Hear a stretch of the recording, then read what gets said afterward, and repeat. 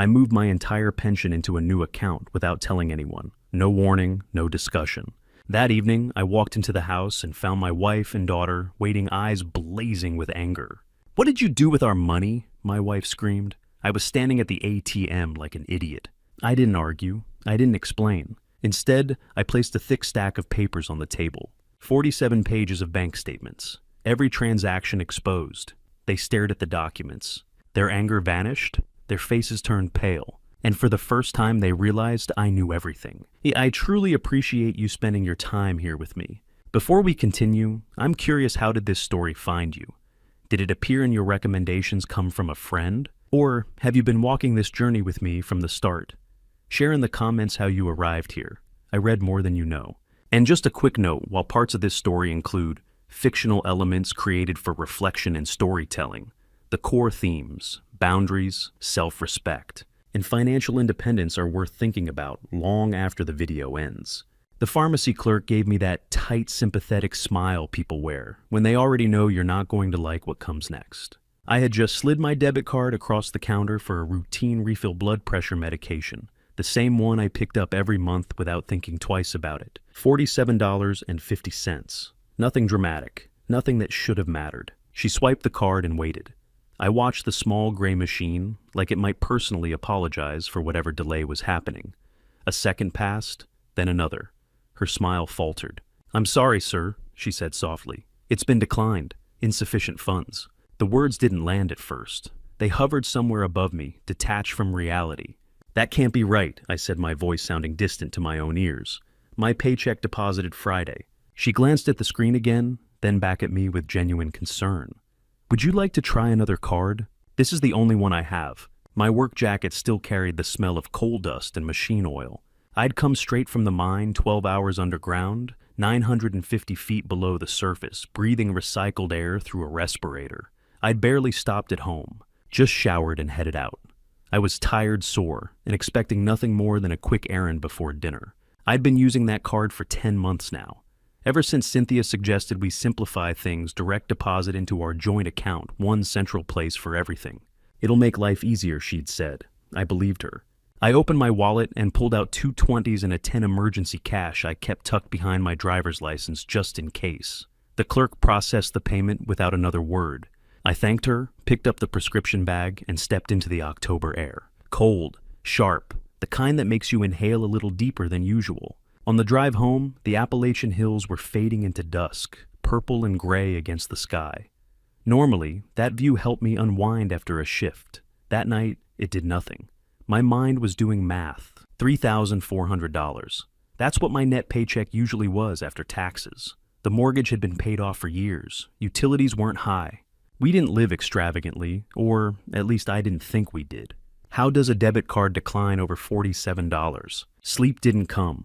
I lay in bed listening to Cynthia's breathing beside me, slow and steady, while numbers circled in my head like bats in a cave. Deposits, withdrawals, bills, groceries. It didn't add up. By morning, I'd made a decision. I left before sunrise, telling Cynthia I needed to stop by the credit union before work. She murmured something into her pillow and turned over. The parking lot was still half empty when I arrived. The digital clock on my dashboard read 6:45. The doors wouldn't open until 7. I sat there watching the sky brighten by degrees, feeling something tight and unfamiliar settle in my chest. Angela Brooks had handled my account for 3 years. When she unlocked the front door and saw me waiting, she smiled, but there was a flicker in her eyes, something cautious. "Morning, Mr. Whitaker. Everything all right?" "Not sure yet," I said. "My card got declined yesterday. I need to see what's going on." Inside, the office smelled like paper and coffee, clean, orderly. I felt out of place in my work boots, dust still clinging to the seams. I spent my days in tunnels carved through stone. Banking offices felt like another planet. Angela typed for a moment, eyes scanning the screen. Her expression changed. "Your current balance is $147.83. The number struck me like a roof fall. My ears rang. The room felt smaller. "That's not possible," I said, but the words lacked force. My paycheck was $3,400. I did the math automatically. $3,400 minus utilities, groceries, insurance. There should have been at least $3,000 sitting there. "Can I see the transaction history?" I asked. "Last 10 months. Angela didn't hesitate. She turned to the printer. It began to whir, spitting out page after page. The sound felt louder than it should have. She gathered the stack and handed it to me. 47 pages, she said quietly. 47. Back in my truck, I didn't start the engine. I just sat there while the lot filled with morning traffic. I opened the folder and spread the first sheet across the steering wheel. December. SoulCycle membership, $340. Sephora online purchase, $287. Venmo transfer to Derek Palmer, $500. Cash advance, $247 in the morning, $400. My stomach dropped. By page 12, my hands were shaking. Breckenridge Lodge, $2,800. Ski rental, lift tickets. Another Venmo transfer to Derek Palmer, $1,500, time-stamped 3:14 a.m. Valley View Spa, $450. Repeated, month after month. I kept flipping pages. Dining charges, online orders, beauty subscriptions, transfers, gambling apps. More cash advances in the middle of the night. Coal dust from my fingers smudged the edges of the paper. The irony wasn't lost on me. Every dollar listed there had been earned 950 feet underground. Every line item represented a shift where my back ached and my ears rang and my lungs pulled in air that wasn't meant to be breathed long term. 10 months, roughly 20 paychecks. $80,000 give or take. The balance $147.83. Gone. A knock on the window startled me.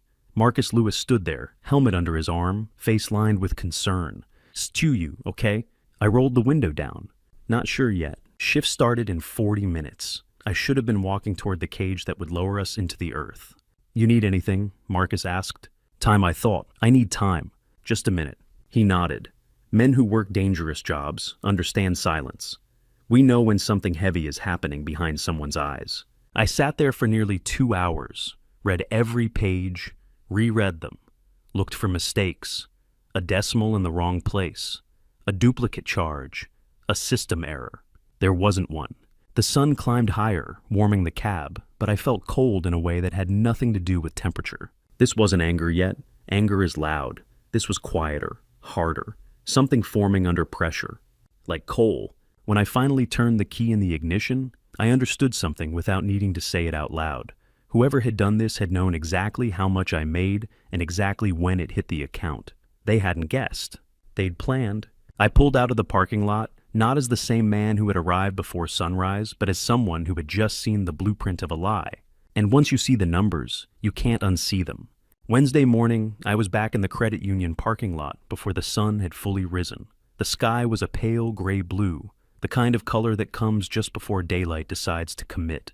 My truck idled for a moment before I cut the engine. I watched Angela Brooks unlock the front door from inside. When she glanced up and saw my Silverado parked out front, she paused, then held the door open for me. "Mr. Whitaker," she said gently. "You're here early. Need to take care of something before my shift," I replied. The building still carried the coolness of the night. The overhead lights flickered on one row at a time. Angela walked behind her desk, clicked on her lamp, and motioned for me to sit. I didn't. I stayed standing, thermos in one hand, the other resting on the back of the chair, like I needed something solid to anchor myself. "I need to open a new account," I said. "Individual, just my name on it." Her fingers hovered above the keyboard for half a heartbeat. It was subtle, but I saw it, the recognition. She'd been in banking long enough to understand what that request meant. It wasn't about convenience. It was about separation. "Checking or savings, Mr. Whitaker?" "Checking," I said, "and I need my direct deposit rerouted, starting this pay period." "That can be arranged," she said, her voice steady. "It'll take about 20 minutes. I finally sat down while she printed the paperwork. The printer hummed, spitting out form after form. I signed where she pointed. Harlan Whitaker, Harlan Whitaker, Harlan Whitaker.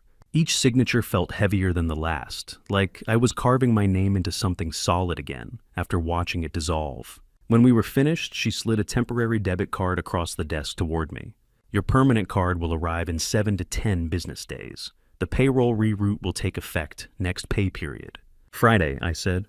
"That's right, Friday." She studied me, then no longer just as a customer, but as a man standing at the edge of something. "Is everything all right, Mr. Whitaker?" "It will be," I said. That was the only answer I could give.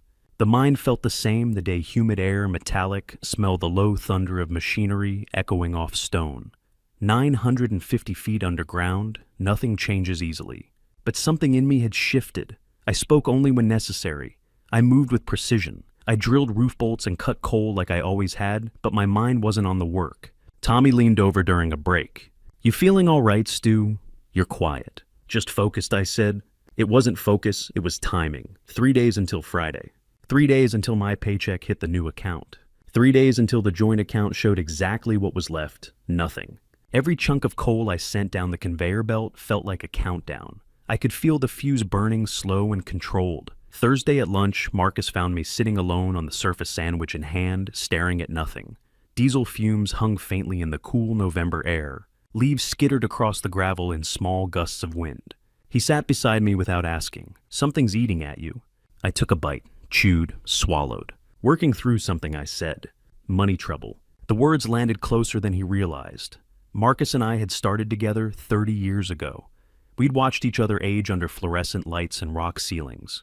There wasn't much we couldn't say to one another. "Opposite," I said, more like clarity. He studied me for a second, then nodded. "I'm here if you need me." "I know." Friday morning came with frost on the windshield and something solid in my chest. Not anger, not yet. Something steadier. During my first break, I stepped aside and pulled out my phone. My fingers were rough against the glass. I opened the banking app. The notification was there. Direct deposit received. $3,400. Oakdale Credit Union. Individual account. Clean, simple, mine. I opened the joint account app next. The loading circle spun, once then settled. Balance $0. No drama, no warning message, just zero. I closed the apps and slid the phone back into my pocket. I didn't smile. I didn't feel triumph. What I felt was lighter, like setting down a weight I hadn't realized I'd been carrying for months. The rest of the shift passed as usual. When it ended, I showered in the bathhouse. Coal dust ran down the drain in black ribbons. I scrubbed until my skin turned pink. In the spotted mirror, I saw the same lined face, the same gray at my temples. But something behind the eyes was different, resolved. The drive home felt longer than usual. Every landmark stood out like it had been highlighted. Rosie's Diner on Main Street, where Cynthia and I used to have Sunday breakfasts. The turn toward Millbrook Reservoir, where I hadn't fished in over a year. Empty storefronts with faded for lease signs and dusty windows.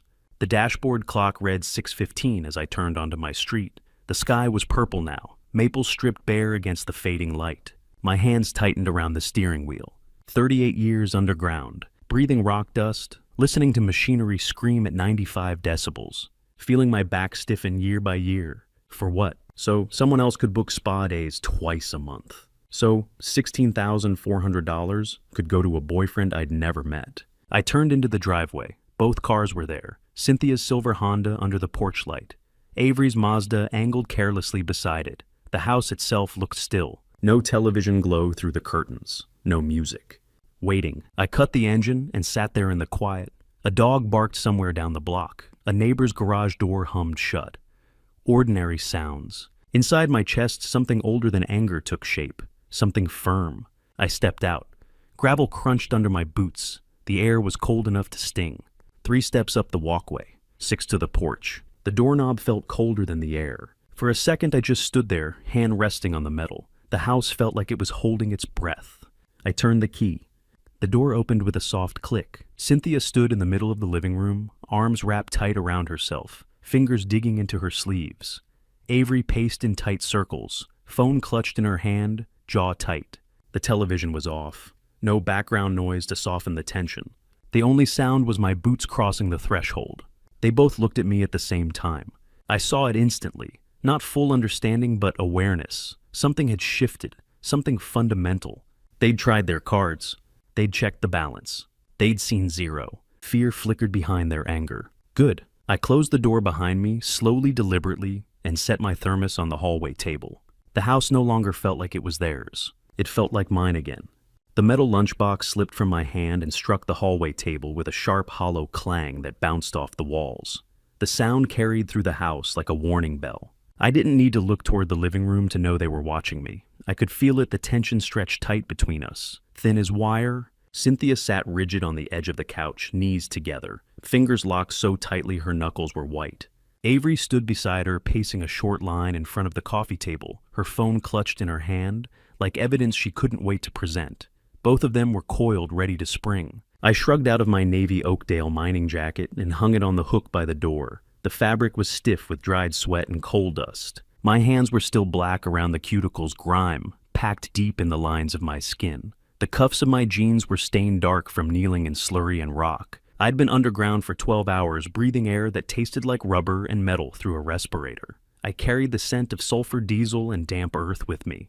Cynthia stood first. Her yoga pants were immaculate, her tunic crisp and freshly pressed. Makeup perfect, not a smudge. Her lips were painted a careful shade of rose that didn't belong anywhere near the word mine.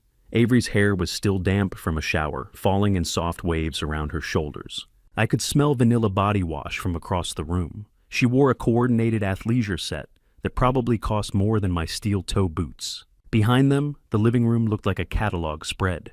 The Peloton bike sat by the window, $2,400, according to a statement I'd once glimpsed its seat collecting a thin layer of dust.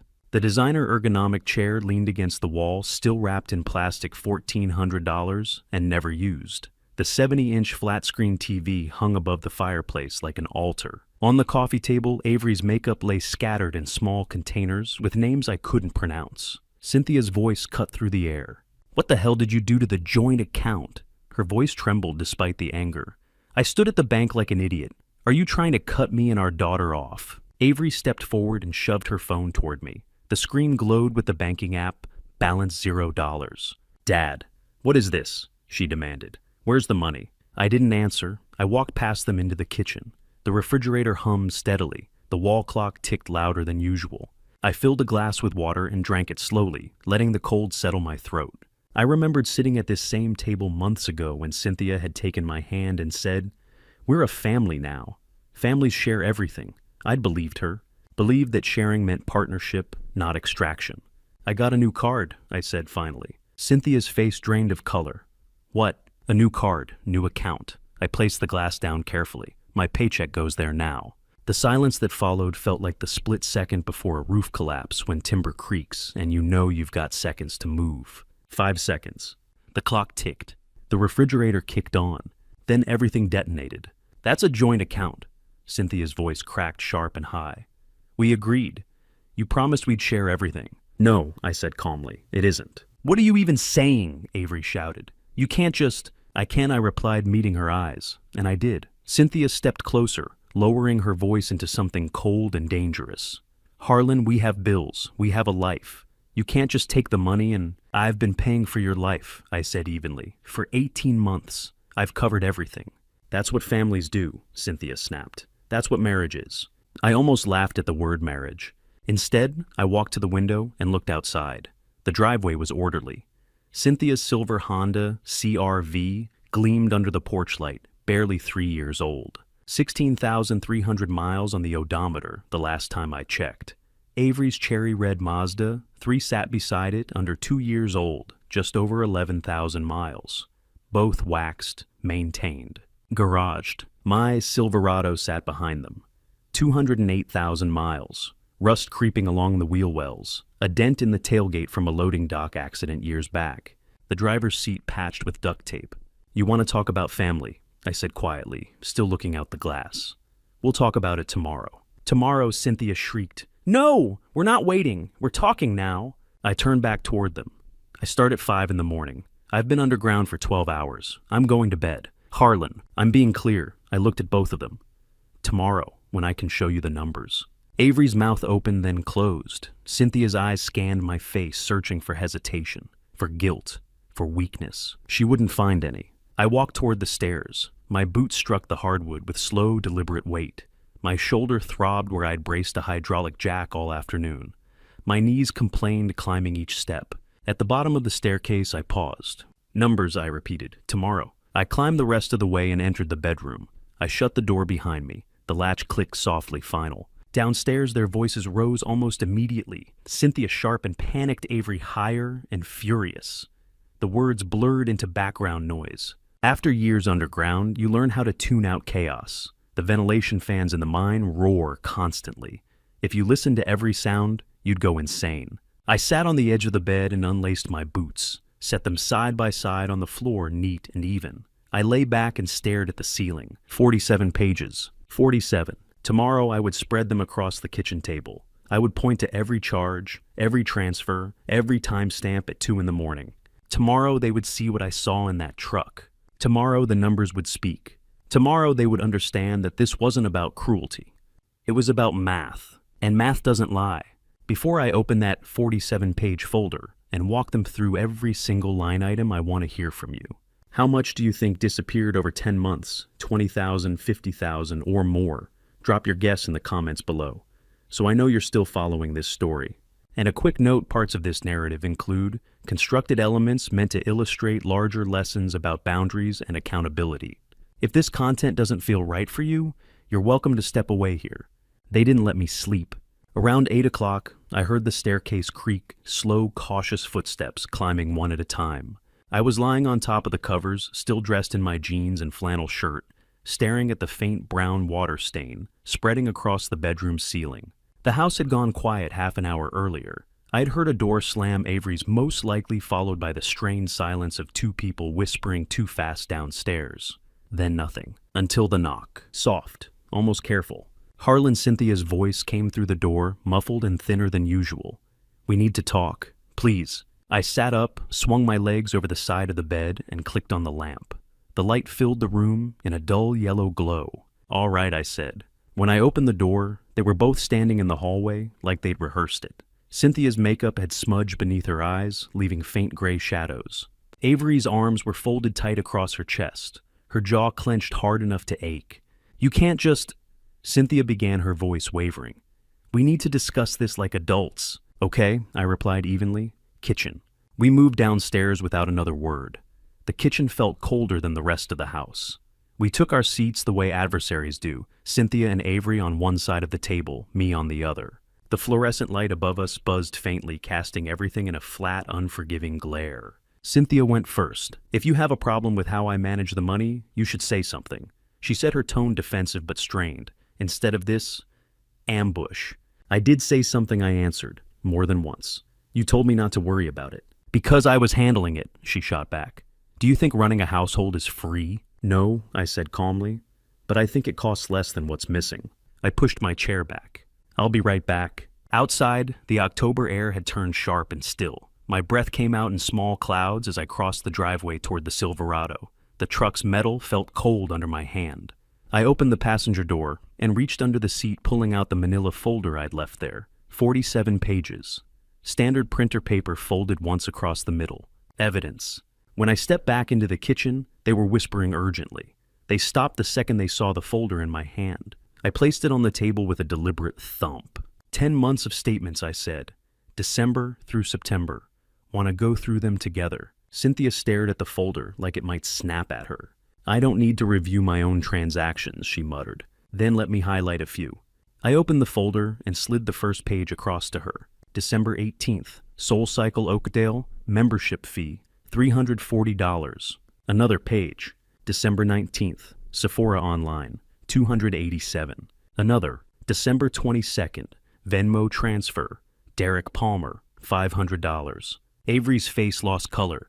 I continued pulling pages and laying them out across the table like cards in a game nobody wanted to play. January 15th, Breckenridge Mountain Lodge, $2,800. Ski rentals, $650. Lift tickets, $420. "That was a mother-daughter bonding trip," Cynthia snapped, voice breaking. "We needed that trip." "I worked doubles that week," I said. "You told me the money was for emergency repairs on the house." I didn't pause. February 3rd, Valley View Spa, $450. February 17th, $450. March 3rd, $450. I tapped the stack lightly. "That's $1,350 for 3 spa visits, Cynthia. My $47 blood pressure prescription got declined." Avery tried to redirect the conversation. "Dad, you're cherry picking. You're not showing groceries or normal expenses." I pulled another page forward. Whole Foods, average $420 per week. That's $1,680 a month for 3 people. I looked at her directly. "Before you moved in, Cynthia and I spent $400 a month total." I pushed forward a stack of pages marked with yellow highlighter. "These," I said, "are the transfers to Derek Palmer, 18 of them, over 6 months." I read the amounts aloud. 500, 800, 1,200, 600, 1,500. I set the stack down. Total $16,400. Who is Derek Palmer? Avery? Her jaw tightened further. That's my business. It became my business when you used my money. Cynthia turned toward her sharply. Who the hell is Derek? He's my boyfriend, Avery shot back. He needed help. Help with what I asked quietly. 3 of these transfers happened between 2 and 4 in the morning. I pulled out the final sheet, the one I'd written by hand. Columns carefully aligned. Totals double-checked.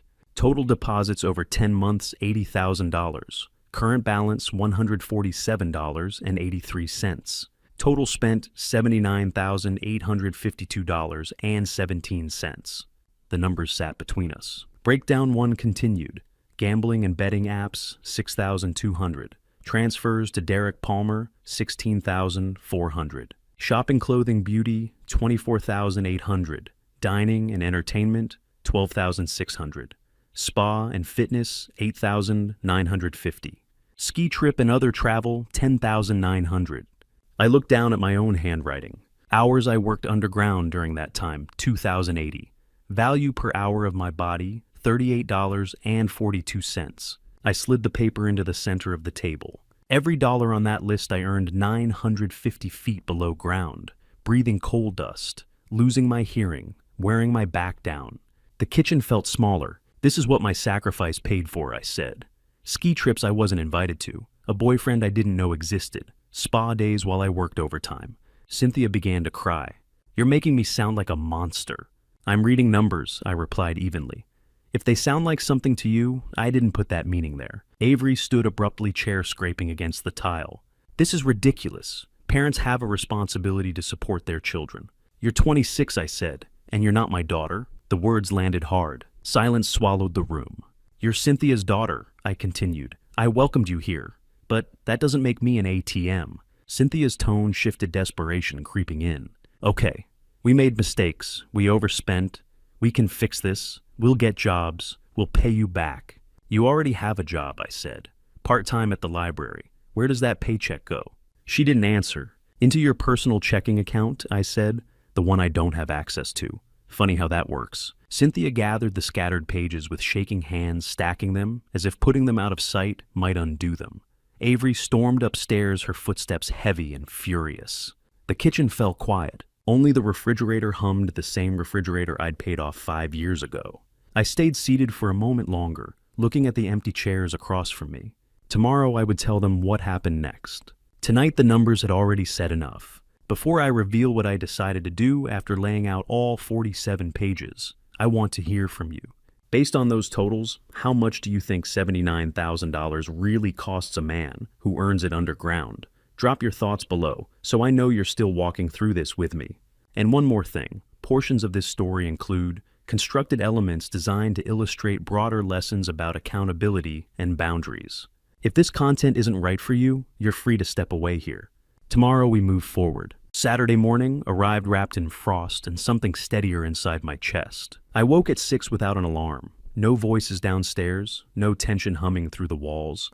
Just the quiet click of the furnace kicking on and the faint creak of the house settling against the cold. I showered, scrubbing away the last of yesterday's coal dust, and dressed in clean jeans and a flannel shirt that didn't carry the smell of diesel or damp stone.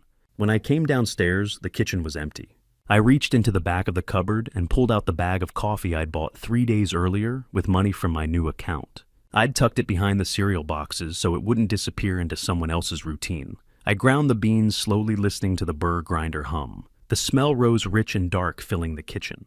By 7:30, I was seated at the kitchen table with a steaming mug, a blank spiral notebook, and a pen. The table had been wiped clean. The 47 pages were gone. Cynthia must have taken them upstairs last night. In their place lay a single sheet of white paper, blank and waiting. Footsteps sounded from above. Cynthia came down first, one hand trailing the banister. Avery followed a few minutes later. Neither of them looked put together. No makeup, hair unbrushed, eyes swollen and red from crying or arguing or both. Cynthia stopped at the foot of the stairs. "Harlan," she said, voice hoarse. "Can we talk about this, like reasonable adults?" "That's why I'm here," I answered. They took their seats across from me. Same chairs as the night before, same distance. But something had shifted. The room felt less explosive and more fragile. Cynthia folded her hands together on the table. "Last night was overwhelming," she said carefully. "But we're a family. We can work through this. We can, I replied, under new terms. Her face tightened at that word. Terms. Yes, I said, because what we had before didn't work. I picked up the pen and began writing as I spoke. First, I said, keeping my voice steady, the situation is worse than the $80,000. Cynthia's eyes flickered. What do you mean? Credit card debt, I said. How much? She hesitated. I'm not asking as your husband, I clarified. I'm asking as someone whose name might be attached to those accounts. Her voice dropped to a whisper. About 22,000. I didn't flinch. I didn't raise my voice. I simply wrote it down. Joint account drained $80,000. Credit card debt, $22,000. Total financial damage, $102,000. The number sat there in blue ink, undeniable. Avery's voice sharpened. We didn't mean for it to get that bad. Intention doesn't change the outcome, I said. I turned the notebook so they could see the figures. Then I continued writing. Here are your options, I said. Cynthia's breathing grew shallow. Option 1, you stay here. But if you stay, you pay $1,100 a month in rent. That covers utilities. You buy your own groceries. You don't access my accounts. You handle your own debts. And you have 21 days to decide. I paused long enough for the weight of it to settle. Option 2, you leave. You find your own place. You manage your own finances. You receive no further support from me. I tapped the notebook lightly. Today is day 1. The clock starts now. Avery shot upright in her chair. Rent, she burst out. You want us to pay rent in your own house. My house, I corrected calmly. Paid off 8 years before I met your mother. But we live here, she said. This is our home. No, I replied evenly. You're guests. Guests who overstayed. Cynthia shifted tactics. Harlan, you can't charge rent to your own wife. That's not how marriage works. You're right, I said. In a healthy marriage, one person doesn't drain $80,000 from the other without discussion. She flinched at that. $1,100, I continued, is below market rate. A 2-bedroom apartment in Oakdale rents for $1,400, plus utilities, plus security deposit. I looked at both of them. I'm offering below market rent in a house that's paid off. That's not cruelty. It's a business arrangement. You're treating us like tenants, Cynthia said, her voice cracking. I'm treating you like adults who need to take responsibility. Avery turned toward her mother, panic edging into her voice. Mom, can we even afford $1,100? Cynthia swallowed. I make $900 a month at the library. Then Avery contributes, I said. Or you both find additional work. Or you choose option 2. For a moment, silence settled over the table. An old memory surfaced sharp and clear. My father, also a miner, dead at 58 from black lung. I remembered standing in that hospital room, the air thick with disinfectant, tubes running from his arms, his breathing shallow and labored. Son, he'd said, voice rasping, family means you lift each other up. But lifting someone up and being bled dry, those are 2 different things. Don't let anyone mistake your kindness for weakness. I blinked and returned to the kitchen. I've spent my whole life carrying weight, I said quietly. Underground, I carry roof bolts, drill steel, the responsibility of keeping my crew alive. I thought carrying a family would be different, lighter, but it hasn't been. I met Cynthia's eyes. You didn't treat me like family. You treated me like a resource, something to extract from, like a coal seam. She began to cry again. That's not fair, she insisted weakly. I cooked. I cleaned. Did you? I asked calmly. When was the last time you cooked a meal that wasn't takeout charged to my card? Her mouth opened, closed. No answer. I slid the notebook further across the table. 21 days, I repeated. 3 weeks. Stay if you pay. Leave if you don't. The free ride is over. Avery stood abruptly. This is insane, she snapped. I'm calling Grandma.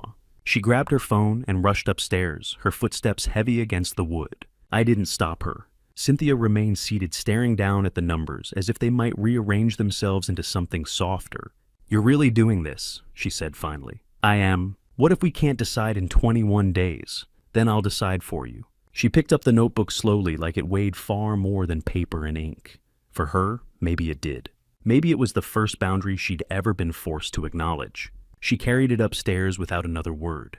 The house fell quiet again. I stood and poured myself another cup of coffee from the bag I'd bought with my own money, in my own kitchen, under my own terms.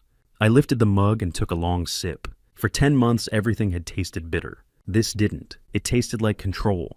It tasted like consequence. It tasted like choice. The first 3 days after I laid down the terms felt like living with polite strangers who were waiting for something to happen. No shouting, no slammed doors, Just careful movements, measured tones, and eyes that tracked me whenever I entered a room.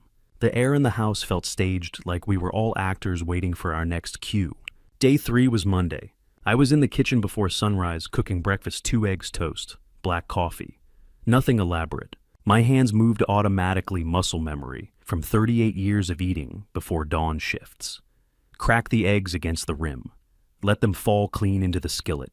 Listen to the soft sizzle as they hit hot butter. Footsteps sounded on the stairs. Avery. Early for her. She usually didn't surface until 10. That alone told me something. She'd put effort in. Mascara, lipstick, hair brushed smooth, actual jeans instead of pajama shorts. The attempt at normalcy was almost admirable. "Morning, Dad," she said brightly. Too brightly. "Sleep okay?" "Fine." I didn't turn. I flipped the eggs carefully, watching the whites firm around the edges. She leaned against the counter like she was posing for a lifestyle ad. "Listen, about Friday.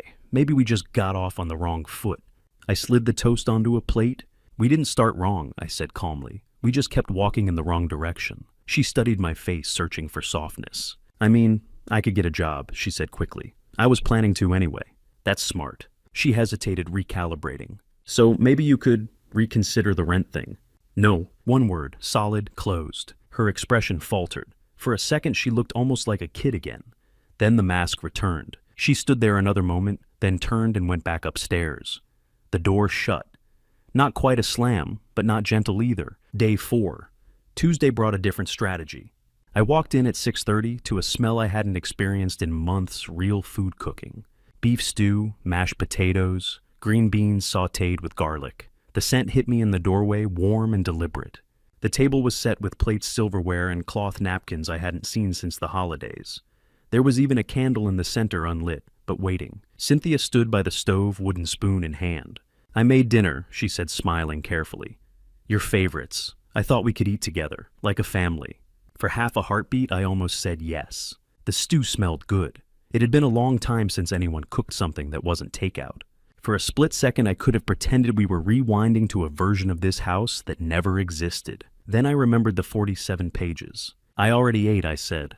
It wasn't true, but I made enough for... I'm heading out to the workshop. I walked past the table, past the careful attempt at reconciliation, and out the back door. In the workshop, I made a peanut butter and jelly sandwich and turned on the radio. Classic rock. Leonard Skynerd's Simple Man drifted through the space. I sat on a stool, chewing slowly. The sandwich tasted better than the stew would have. Day 5. Wednesday she tried logic. I was at the kitchen table reading the classified section of the local paper. Not because I needed to move, but because I was curious what $800 got you in Oakdale. Not much. Cynthia entered, dressed for an interview, blouse slacks, low heels. "Harlan," she began carefully. "I applied for full-time jobs. I have an interview with the school district." I nodded once. "Good. That means we're trying," she said. "We're making an effort. I'm glad you're taking responsibility." She sat across from me, hands folded like she was presenting a proposal. "So maybe we could adjust the timeline. 21 days isn't enough. It's 3 weeks," I said. "Plenty of time to decide whether to pay or leave." "But if..." "Cynthia."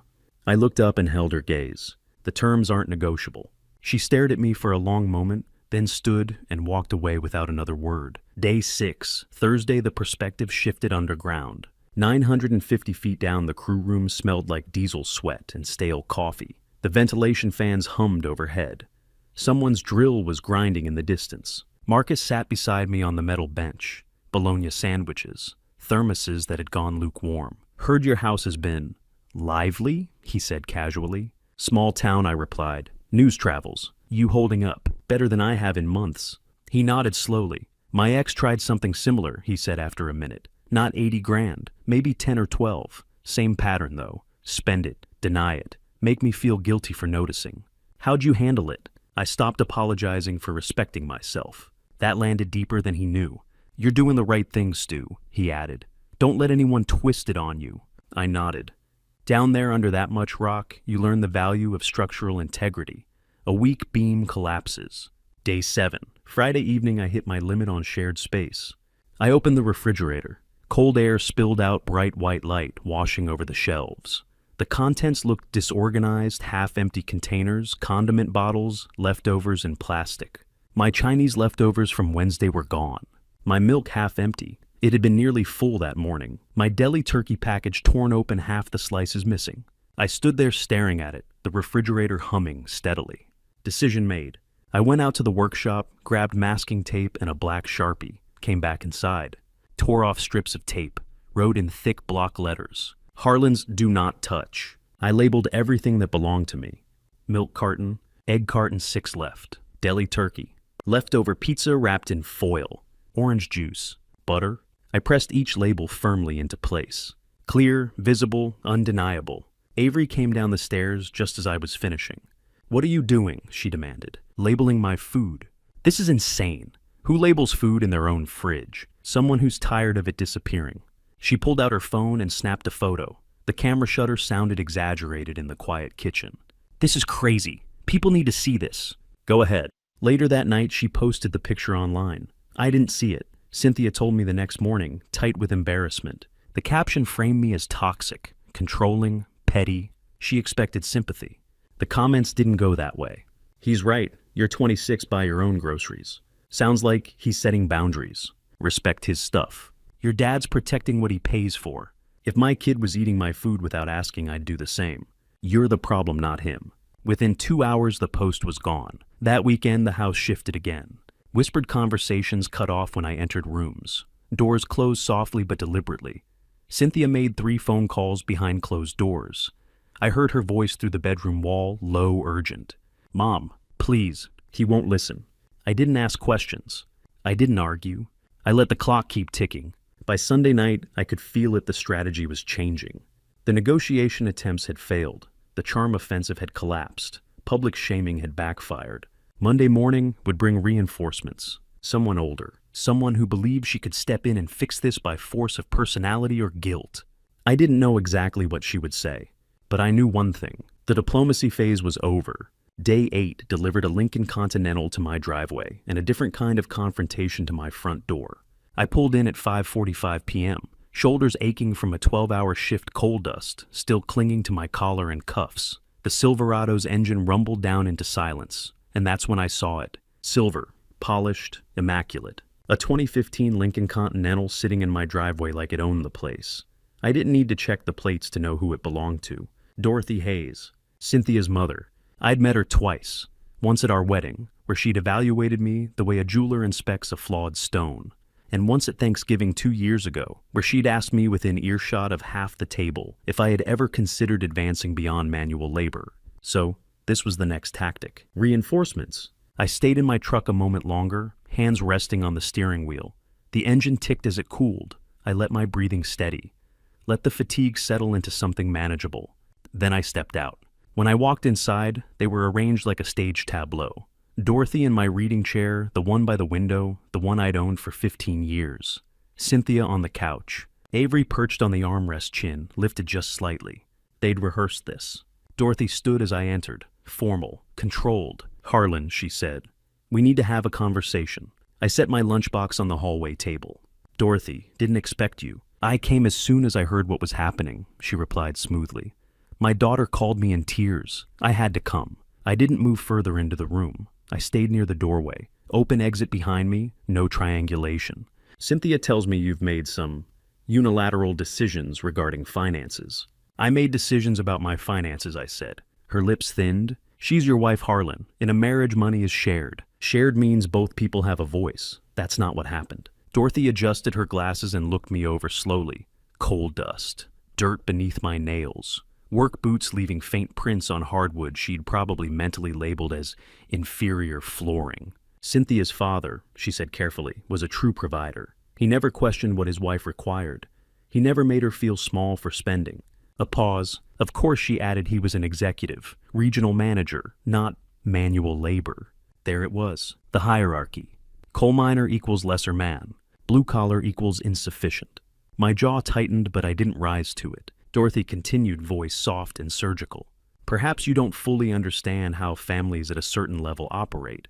Women have social expectations, appearances to maintain, obligations. I worked 38 years underground so my wife could go to the spa." I asked. "Don't be dramatic," she replied lightly. "Cynthia deserves modest luxuries. $80,000 isn't modest." She waved her hand dismissively. Numbers can be twisted. I'm certain it's not as dramatic as you make it sound. Cynthia leaned forward, lines clearly memorized. Harlan with Mom here, maybe we can calmly. No. Dorothy blinked. Excuse me. No, I repeated. I'm not renegotiating. The terms remain. She laughed sharp and humorless. You're being unreasonable, stubborn, just like Cynthia said. She's entitled to her opinion.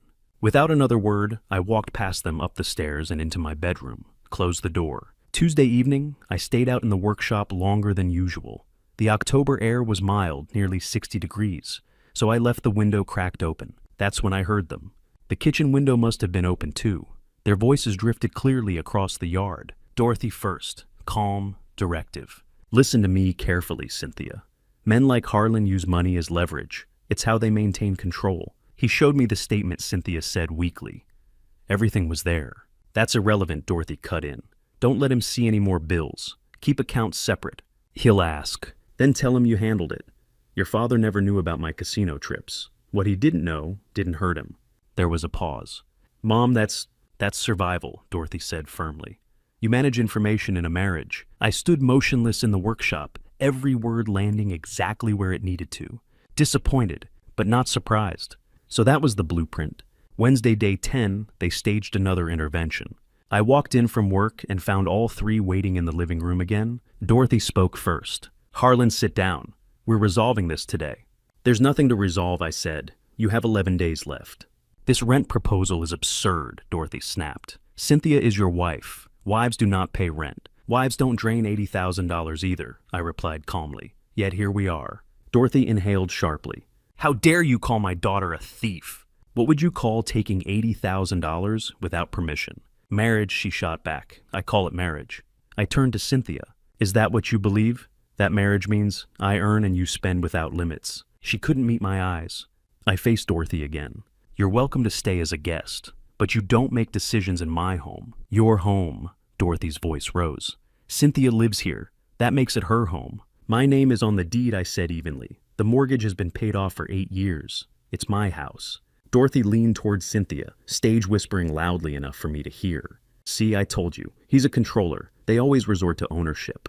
I didn't respond. I walked back out to the workshop and spent the evening installing a deadbolt on the inside of my bedroom door. If boundaries were going to be challenged, they needed reinforcement. That night I lay in bed listening to the house settle. Dorothy's words echoed differently now. Your father never knew about my casino trips. Cynthia's father, dead 5 years ago. Heart attack at 62. Very stressed toward the end, Cynthia had once said. The same age I was now. I stared at the ceiling and wondered. Had he known? Had he suspected? Had he sat awake at night, running numbers in his head the way I had? Or had he lived in the dark, never seeing the statements, never confronting the truth? Stress doesn't just come from what you know. Sometimes it comes from what you sense but can't prove. I turned onto my side and looked at the newly installed deadbolt. For months I'd been living inside a fog of numbers that didn't add up. Now I had clarity. Clarity might not fix everything, but it might keep me alive. I wouldn't spend the rest of my years guessing. I knew the figures. I knew the pattern, and I wasn't going back underground literally or figuratively blind again. Day 11, 950 feet underground. That's when my body decided to remind me it wasn't made of coal. It was 10:30 in the morning. I was operating the continuous miner, a machine that weighed 20 tons and chewed coal from the wall like a mechanical monster. Set the machine, advance, cut, retreat, repeat. I'd done it 10,000 times over 38 years. The noise was constant, 95 decibels. You wore hearing protection or you went deaf. The air was thick, 88 degrees humid, dusty even with the ventilation fans running. I had my respirator on, breathing filtered air that tasted like rubber and metal. Then my chest tightened. Not a sharp pain. Pressure, like someone had wrapped a vise around my ribs and was turning the handle. My left arm went numb. I couldn't catch my breath, and down here that was saying something. The edges of my vision blurred. My mind went straight to one place: heart attack. Just like Cynthia's father. I'm 62, black lung in my chest. This is it. My hand slipped from the control panel. The machine ground to a stop. Marcus was working 20 feet away. He noticed immediately. He started toward me. I leaned against the machine, one hand pressed to my chest. The respirator fogged with my rapid breathing. Marcus grabbed the radio. Surface, this is Lewis. Need a medic to Section 7B. Man down. They got me to the surface. Marcus and Ray half carried me to the cage, the elevator that hauled us up and down the shaft. 950 feet. 3 minutes that felt like 30. My vision spun, my heart hammered. When we reached the top, the October sun hit my eyes. Too bright. Overwhelming. The mind medic was waiting with his kit. "Mr. Whitaker, where's your pain?" "A chest, left arm, can't breathe." He strapped the blood pressure cuff on my arm, pumped it up, watched the gauge. 165/98. That's high. Pulse oximeter on my finger. 96% oxygen. That's acceptable, but lower than I'd like on the surface. Heart rate monitor. 118 beats per minute, elevated. Any cardiac history. My father died at 58. Heart attack. "We need to get you to the ER now." Marcus drove me to Oakdale General. I didn't argue. The tightness in my chest had eased, but the fear hadn't. The ER was fluorescent bright and smelled like disinfectant. They took me straight back. A nurse hooked me up to monitors. Wires everywhere. Beeping machines. The doctor was a woman in her 50s, gray hair pulled back, reading glasses hanging from a chain around her neck. "Dr. Reynolds," her badge said. "Mr. Whitaker, we're going to run an EKG draw blood to check for troponin. That's a marker for heart damage, and keep you under observation for a few hours." "As how long?" 3 hours minimum, if anything looks concerning longer. The EKG took 10 minutes. 12 leads stuck to my chest. The machine printed out a long strip of paper with jagged lines. Blood draw, 2 vials. Then waiting. Marcus sat in the chair beside the bed. "Called the mine. Told them you're out for the rest of the week." "I don't need a week." "Doctor's order stew. You heard her." 3 hours passed. Dr. Reynolds came back with a clipboard. "Your EKG is normal. Troponin levels are negative. No signs of heart attack." Relief flooded through me. "However," she continued, "your blood pressure is dangerously high. 165/98 is pre-hypertensive crisis territory. Your stress response is significantly elevated. What I'm seeing is consistent with a severe anxiety attack." "I've never had anxiety." "You've never had someone drain your bank account before, either," Marcus muttered. Dr. Reynolds looked at me over her glasses. "Mr. Whitaker, anxiety attacks and heart attacks share almost identical symptoms. Chest pain, arm, numbness, shortness of breath. Your body was screaming at you, and at 62 with your work history and family cardiac history, we take this very seriously." She wrote on her prescription pad, "I'm prescribing blood pressure medication. Take it daily. I'm also referring you to a cardiologist for a stress test within 2 weeks, and I'm ordering you to take at least 2 days off work. Your body needs rest. What if it happens again? If it happens again, you call 911 immediately. Don't wait. Don't drive yourself. Call." She paused at the door. "And Mr. Whitaker, whatever's causing this level of stress in your life, you need to fix it, because next time, it might not be anxiety. It might be the real thing." Marcus drove me home. It was nearly 6 o'clock. The sun was setting. When I walked inside, Avery was in the living room. She looked up, saw my face. I must have looked terrible, pale, hollow, the hospital wristband still on. "Dad," her voice changed. "What happened? Where were you?" "Hospital, I'm fine." "You are not fine. You were at the hospital. For what?" I sat down on the couch, more like collapsed. Thought I was having a heart attack. Wasn't, just stress. She sat next to me, closer than she'd been in weeks. "Dad, you're scaring me. Are you okay? Did they say you're okay?" For a moment, I saw her differently.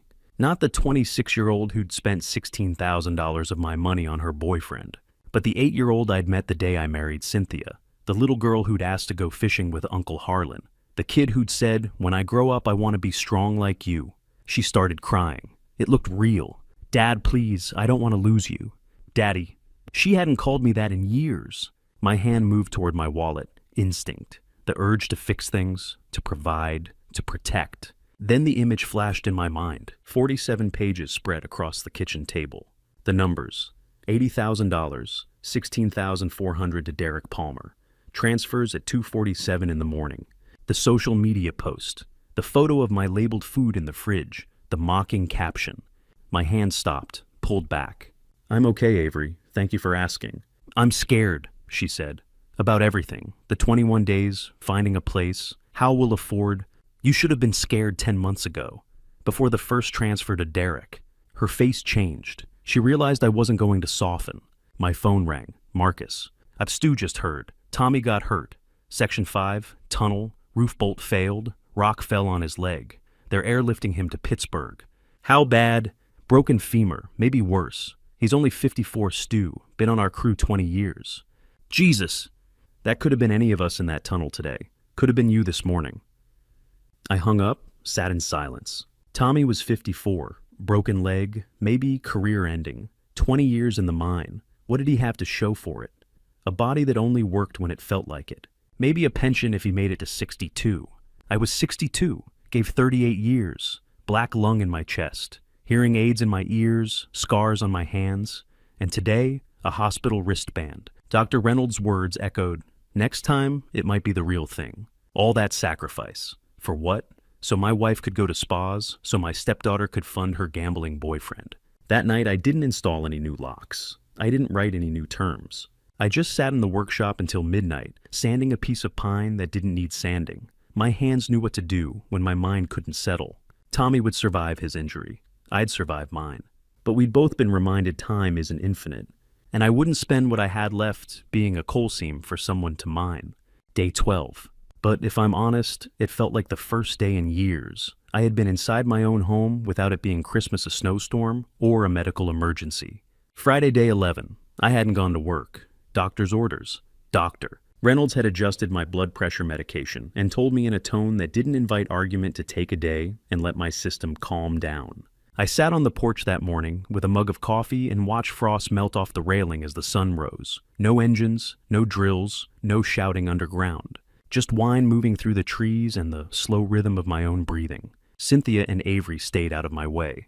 The house was quiet in a way that didn't feel tense. It felt suspended. Like everyone understood something fragile had cracked and needed space. By Saturday morning, I felt steady, clear-headed. The tight band that had wrapped around my chest for months was gone. My hands no longer trembled when I held my coffee. 10 days down, 11 to go. The math was simple. The conversations weren't. It was 9 o'clock when I stepped into the workshop. The air smelled faintly of sawdust and motor oil. I began sorting tools wrenches in one drawer, drill bits in another. Organization gave my hands something purposeful to do when my mind threatened to spiral. The workshop door opened. Cynthia stood there framed by morning light. No makeup, hair pulled back carelessly. An old gray sweatshirt I'd only ever seen her wear when she did yard work. She looked older than 52, closer to 60, worn. Harlan, she said quietly. Please, can we talk? I set the wrench down on the bench and turned toward her. All right. She stepped inside and closed the door behind her. The small click sounded heavier than it should have. Her voice was hoarse. I can't take this anymore. Dorothy left this morning. She said I was weak, said I should have fought harder, fought for what I asked evenly. For us, she said, tears already forming. For this marriage, for staying. You want to stay. I don't want to be thrown out like garbage, she snapped. You're being cruel, Harlan. I inhaled slowly. This was the conversation that mattered. Cynthia, sit down. She lowered herself onto the workshop stool. I stayed standing not to loom, but because I needed the steadiness in my legs. I want to be clear, I said. I am not throwing anyone out. I'm ending a financial arrangement that didn't work. It's the same thing. No, it isn't. I spoke deliberately, choosing each word. Cruelty is draining someone's paycheck for 10 months without asking. Cruelty is lying about where the money went every time they questioned it. Cruelty is letting your daughter's boyfriend use this house while I work 50 hours a week underground and never telling me. Her face went blank. Live in your... What are you talking about? I continued. Cruelty is forging documents, gambling with someone else's retirement, mocking them online. I didn't do those things, she whispered. You participated, I said. You allowed it. Her shoulders sagged. I never meant for it to go this far. Intention doesn't erase impact. I reached for the notebook on the workbench and opened to a clean page. Let me show you what I'm actually offering. I wrote as I spoke. Market rent for a comparable place in Oakdale, $1,400. Utilities, heat, electric, water, internet, $280. Insurance and property tax. Your share, $150. Groceries, $400. I totaled it. Actual monthly cost, $2,230. I slid the notebook toward her. I'm asking for $1,000. She stared at the numbers. That means you save $1,130 every month by staying. That's not cruelty, I said. That's generosity. Her voice trembled. We don't have 1,100. Then that's your problem to solve, I said calmly. Full-time work, shared responsibility, or option 2. You're punishing us for being family. I met her eyes. Family doesn't take $80,000 without consent. Family doesn't hide 6 months of someone living in the house. Family doesn't manipulate. And I softened my tone but not my position. Thursday I thought I was having a heart attack, underground, 950 feet down. Her eyes widened. You went to the hospital. They took me to the ER. 3 hours of tests. It was an anxiety attack. Severe. The doctor said at 62 with my history, the next episode might not be anxiety. I let that sit. My father died at 58 from black lung. I'm 62. Every shift I work could be my last. And I decided I'm not spending what time I have left being drained. That isn't cruelty. It's survival. She cried then, quiet, exhausted tears. I don't know how to fix this. I gave you the path I said. Whether you take it is up to you. And if we can't, then you leave. Just like that. Yes, I said. Because of everything. She left the workshop slowly, shoulders bent. I stayed a moment longer, listening to the silence. Then later that afternoon around 2, I was at the small desk in my bedroom. Rain had begun tapping softly against the window. The house felt muted. A thought surfaced. The doorbell camera. I'd installed it months ago. Motion activated. Cloud storage. When was the last time I'd checked it? Spring, maybe. I opened the app. Months of archived clips lined the screen. I started with October. Normal, mail carrier. Me coming and going. I scrolled back to September. September 18th. 10:17 a.m. Motion detected. The clip loaded. A young man, late 20s, motorcycle helmet under his arm, walking through my front door. Timestamp 10:17 a.m. I had been underground. I felt my pulse rise. I scrolled forward. September 20th, 11:42 a.m. Same man, entering. September 24th, 1:23 p.m. Same man. September 27th, 10:55 a.m. The pattern was obvious. Weekdays, between 10 in the morning and 3 in the afternoon. When I was at work, I checked August, 4 or 5 visits a week. July, well, same. June, first appearance June 12th, 6 months. 6 months of Derek Palmer walking into my house while I worked underground. My hands began to shake, not with fear, with something colder. I clicked another video. September 18th, 3:45 p.m. Derek exiting. The camera caught his face, clearly scruffy beard, leather jacket, casual confidence. Avery stepped into frame. She kissed him goodbye at the door, clear as day. I sat back in the chair, not visiting, living. He had been inside this house using the electricity, the water, the internet I paid for, eating food I bought, showering in hot water heated by my labor, while I worked below ground, and no one told me. I downloaded 20 clips, saved them to a USB drive, labeled it evidence. Then I saved them again to a second drive. Redundancy. Rain tapped harder against the window as the sky darkened. I leaned back and stared at the computer screen. The anger I expected didn't come. Anger needs surprise. And surprise had run out 10 days ago. What I felt instead was something final. Clarity layered over clarity. The numbers, the lies, the visits, the pattern. There was nothing left to discover, just decisions. And for the first time since this started, I didn't feel like I was reacting. I felt finished, done with confusion, done with bargaining, done with being the last to know. The rain continued falling steady and indifferent. I unplugged the USB drive and placed it in the top drawer of my desk. Then I sat in the dim room, listening to the sound of water against glass, and understood something with complete certainty. I wasn't angry anymore. I was simply ready to move forward, without them. Week 3, the masks came off completely. Day 15. Tuesday morning, 5:30. I was making coffee in the kitchen when Cynthia appeared in the doorway. She hadn't slept that much was obvious. Dark circles under her eyes like bruises. Hair uncombed falling loose around her shoulders. An old coffee stain on her sweatshirt. Her hands trembled as she gripped the door frame. No preamble, just sharp. "You're going to regret this, Harlan." I poured my coffee into the thermos I'd used for 38 years. Measured, calm. Maybe, but I regret the last 10 months more. When you're alone in this big house eating dinner by yourself, you'll wish. I've been eating alone for months, Cynthia. You just didn't notice. That afternoon, Avery tried a different approach. She cornered me in the living room as I was heading to the workshop, arms crossed, defiant. She was pacing 3 steps one way, pivot 3 steps back, her voice rising with each sentence. "You know what, fine. We'll leave, and everyone will know what you did." I stopped, watched her, waited. What did I do? Abandoned your family, kicked us out over money. Feel free to tell that story, but you should probably mention the $80,000 part too.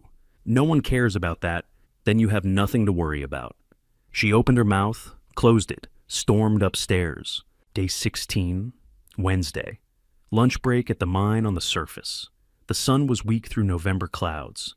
I was sitting on a bench outside the equipment shed when my phone rang. Unknown number. Harlan Whitaker. Mr. Whitaker, this is Capital One Security. We're calling about suspicious activity on your account. I tensed, set down my sandwich. What activity? A request to add an authorized user, Cynthia Whitaker, and a request to increase your credit limit from $5,000 to $15,000. The request came in this morning at 9:43 a.m. My jaw tightened. Deny it. Remove her as an authorized user completely. Sir, she's your wife. She has legal rights to request all. Remove her, now, and freeze any future requests from her phone number. Pause. Professional. Understood, sir. We'll process that immediately. Is there anything else we can help you with today? No, thank you.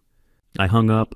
Marcus was sitting nearby, finishing his lunch. Bologna sandwich. Same thing he'd eaten for 20 years. Trouble. They tried to open more credit under my name. After everything, they're desperate. Desperate people do reckless things. Marcus shook his head.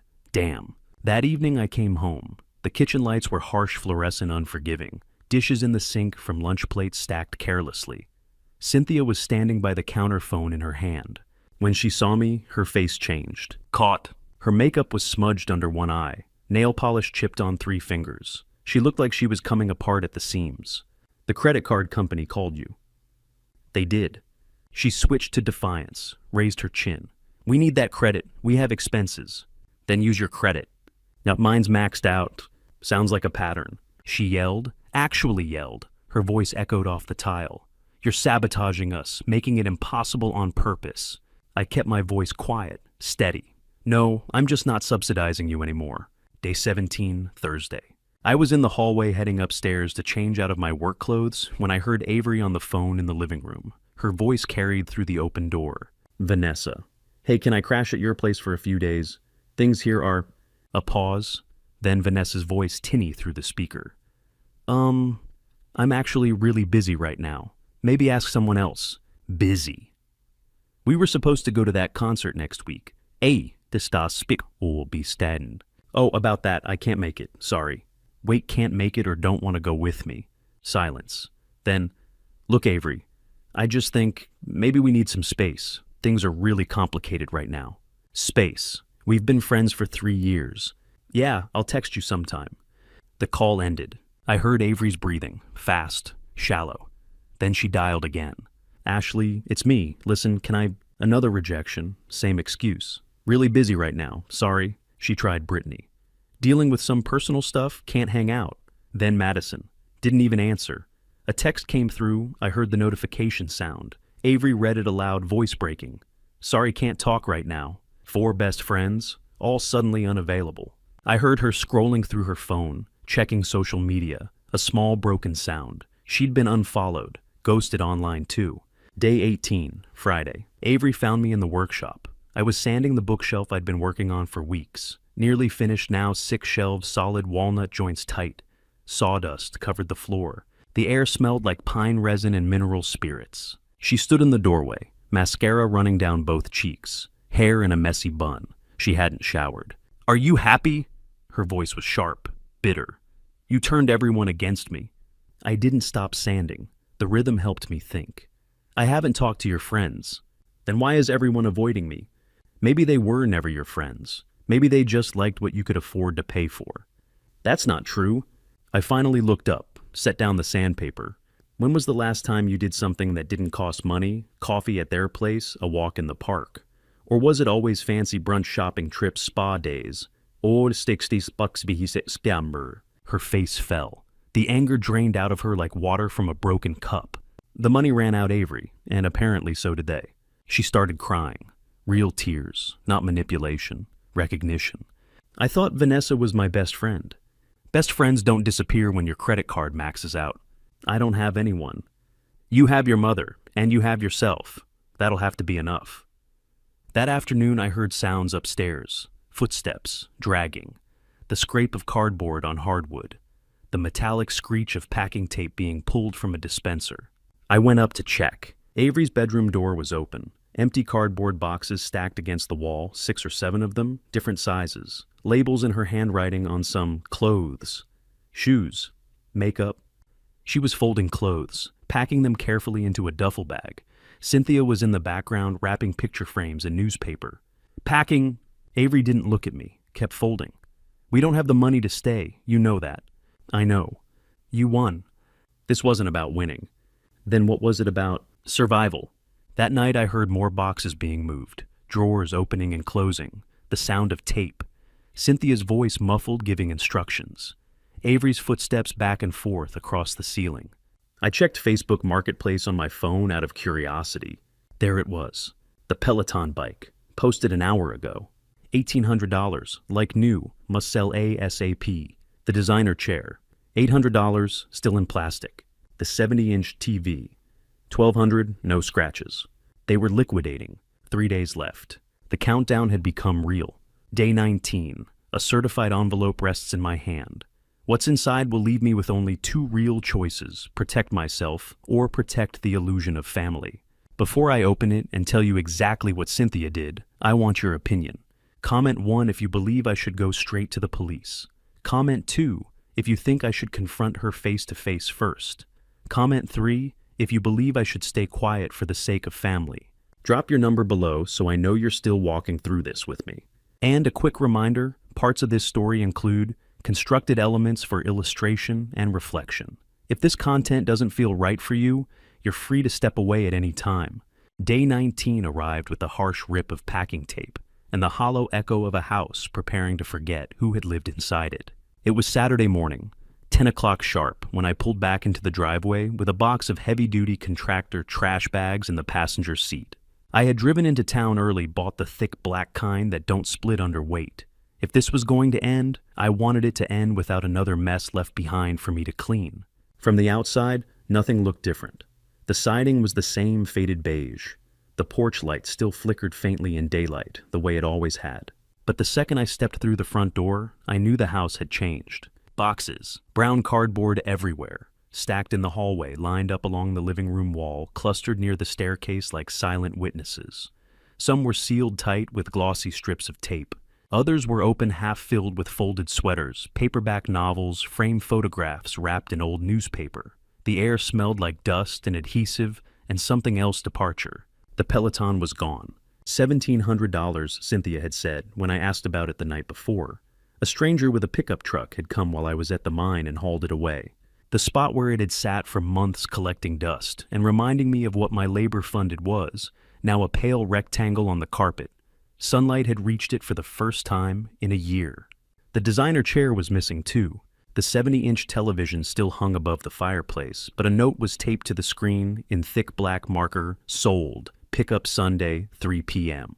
It struck me that everything that had once felt permanent now looked temporary, disposable, like props from a play that had run its final show. Upstairs I could hear them talking, Cynthia's voice low and strained, Avery's sharper and patient. They were deciding what to keep, what to sell, what to leave behind. The conversation sounded practical, almost businesslike. I set the trash bags on the kitchen counter and walked slowly through the living room. Without the exercise bike and chair, the room echoed differently, fewer objects to soften sound. The house felt larger and emptier at the same time. At 12:30, I made myself a turkey sandwich, bread, mustard, a few slices of deli meat, ordinary food for an extraordinary day. I stood at the counter and ate in silence. The doorbell rang. Mail carrier, certified letter, signature required. I stepped onto the porch and signed for it, then looked down at the return address. Oakdale Mortgage Services. My stomach tightened. I hadn't had a mortgage in 8 years. I closed the door and stood in the hallway, the envelope heavy in my hand. Upstairs, Cynthia laughed at something Avery said. The sound felt misplaced, too light for what I suspected. I opened the envelope carefully. Cash out refinance application. My name printed clearly at the top. Property address correct. Loan amount requested $65,000. I scanned down to the signature line. Harlan Whitaker. But it wasn't mine. The handwriting was similar. close enough that a distracted clerk might miss it, but the capital S curved too wide. The double L in Whitaker leaned the wrong direction. Someone had practiced. Someone had tried to copy me. The application date read October 3rd, right in the middle of the 21-day countdown. They had tried to refinance my house. The house I had spent 3 decades paying off. The house I had finally owned free and clear. They had attempted to extract $65,000 in equity without my knowledge. If the mortgage company hadn't flagged the signature for verification, if they had approved it automatically, I would have woken up one morning owing $65,000 on a home that was supposed to be debt-free. I expected rage. I expected my hands to tremble. They didn't. Instead, I felt something colder, focused. At 1:15 p.m., I called Brian Foster. Marcus had given me his card weeks earlier. I had tucked it into my wallet and nearly forgotten about it. He answered quickly. Foster and Associates. Mr. Foster, this is Harlan Whitaker. I need advice. Tell me what's going on. I told him everything. The drained joint account, the $80,000 gone over 10 months, the 21-day ultimatum, the camera footage of Avery's boyfriend entering my home repeatedly, and now the refinance application, the forged signature, the attempt to place debt on my property. He was silent for several seconds. Mr. Whitaker, he said, finally what you're describing is mortgage fraud and forgery, both felonies, potentially grand larceny. If prosecuted, you're looking at serious prison time. I assumed as much. My recommendation is to file a police report immediately, even if you don't press charges. Establish documentation. If anything else is attempted, identity misuse, credit fraud, you'll have a record protecting you. And if I decide to press charges, you have strong grounds. But that's your decision. I paused. I don't want revenge, I said. I want peace. Then file the report. Preserve your evidence. Make it clear you're serious. That may be enough. Thank you. Good luck, Mr. Whitaker. I ended the call and stared at the letter again. $65,000. At 2 o'clock, I went upstairs. Cynthia was in the bedroom folding clothes into a suitcase. She looked up, saw the envelope, and immediately went pale. Harlan. I held up the letter. Cash out refinance. $65,000. My signature. Except I never signed it. She swallowed. We were desperate, she said quietly. We needed money. To stay. To pay what you were asking. Who signed it? I asked. Silence. You or Avery? I did, she whispered. The room felt smaller. It's our house, she said weakly. I was accessing equity. It's my house, I corrected calmly. My name on the deed. My mortgage paid off. And you forged my signature on a legal document to borrow $65,000. I wasn't stealing. You were committing mortgage fraud, I said. That's a felony. 2 to 7 years. She sat down heavily on the bed. I spoke to a lawyer an hour ago, I continued. He advised me to file a police report. Her eyes widened. You're going to have me arrested. I'm filing a report, I said. Whether I pursue charges is my choice. Please, I kept my voice steady. I'm not pressing charges. Not because you don't deserve consequences, but because I don't want my life tied up in court. I don't want hearings. I don't want testimony. I want closure. Tears streamed down her face. But understand this, I said. If you are not gone by Monday morning, or if you ever use my name again for credit loans, anything I will prosecute. I will use every piece of evidence I have. The bank records, the doorbell footage, this letter. I held it up one last time. Do you understand? She nodded. I went downstairs and called the Oakdale Police non-emergency line, reported attempted mortgage fraud and forgery. They took my statement and told me an officer would follow up Monday. By evening, I had everything documented. The $80,000 drained from the account. The doorbell camera videos showing Derek entering my home for months. The forged refinance application. I could have pursued criminal charges, could have dragged them into courtrooms and watched consequences unfold. But as I sat alone in the workshop that night, listening to their voices drift faintly through the walls, Cynthia's subdued, Avery's resentful, I realized something. Revenge wouldn't give me back 38 years underground. It wouldn't restore the hearing I'd lost to machinery. It wouldn't clear my lungs or smooth the scars on my hands. Revenge requires energy, and I was done spending mine. All I wanted was my house back, my name back, my peace back. By Monday I would have it, and that was enough. Monday, day 21. The deadline had stopped being a warning. It had become a release valve. I woke at 5:30 out of habit, even though I had taken the day off. 38 years of rising before dawn doesn't disappear just because your life shifts. My body still expected steel-toed boots, a thermos of coffee, and the descent 950 feet underground. Instead, I lay still in the dark and listened. The house was quiet in that suspended way it gets before something final happens. No television murmuring downstairs, no footsteps in the hallway, no cabinet doors opening and closing. At 6:15, the quiet broke. A diesel engine rumbled into the driveway, the heavy, unmistakable sound of a U-Haul truck. The reverse alarm started beep, beep, beep as it backed in. Then the engine idled. A door slammed. Another. Muffled voices, low, tired. I sat up slowly. This was it. I dressed in jeans and a flannel shirt, then went downstairs and made coffee. The familiar routine steadied me, measuring the grounds, pouring water, waiting for the drip. I carried the mug to the kitchen window and stood there watching. Cynthia and Avery were already loading boxes. They must have been up since 4, finishing the last of it, taping lids shut, labeling in thick black marker. The U-Haul's back door stood open like a metal mouth, waiting to swallow what was left of them in this house. At 8:30, another car pulled into the driveway. Dorothy's silver Cadillac. She stepped out wearing sunglasses and a wool coat, like she was attending a meeting, not helping her daughter move out of a house she'd tried to leverage into debt. She glanced at my Silverado in its usual place, and her mouth twisted into something tight and contemptuous. She didn't knock, didn't come inside. She went straight to the truck and started lifting. I turned away from the window and went out to the workshop. The bookshelf was nearly finished. 6 shelves, solid walnut, clean lines, tight joints. I'd been working on it for 3 months longer than I'd expected. Over these past 3 weeks, every time the house grew tense, I had come out here and sanded. The repetition helped. The smell of wood shavings, the feel of grit smoothing rough edges. The physical act of shaping something into order when everything else felt chaotic. Through the small workshop window, I could see the driveway. Boxes moved from porch to truck in a steady rhythm. Suitcases, garbage bags bulging with clothes. The stand mixer Cynthia had insisted on 2 years ago, $400 used twice. Lamps, picture frames, a half-assembled bookshelf from Avery's room that had always leaned slightly left. They worked mostly in silence. No shouting, no dramatic scenes. Just cardboard scraping metal, the thud of weight shifting, occasional grunts of effort. Dorothy handled most of the heavier items. Cynthia looked drained, pale, her shoulders curved inward like she was bracing against wind that wasn't there. Avery kept her head down, arms full of hangers and dresses still on them, sliding them into the truck like someone operating on muscle memory. They left behind what had always been mine. The couch I'd bought secondhand in 1998. The kitchen table with the uneven leg.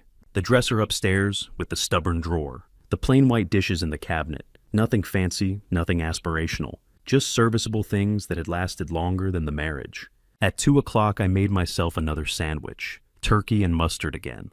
Ate it standing at the workbench, eyes drifting to the driveway between bites. By 2:45, the truck was full. They shut the back door with a hollow metallic clang and secured it with a padlock. The 3 of them stood together in the driveway, Dorothy gesturing sharply toward the house, Cynthia shaking her head, Avery with her arms crossed staring at the pavement. Then Cynthia turned. She walked toward the workshop. I set the sandpaper down and wiped my hands on my jeans. She knocked, 3 soft taps. I opened the door. She stood there in a gray hoodie and jeans. No makeup, hair pulled back. She looked older than her 52 years, not in wrinkles but in wear.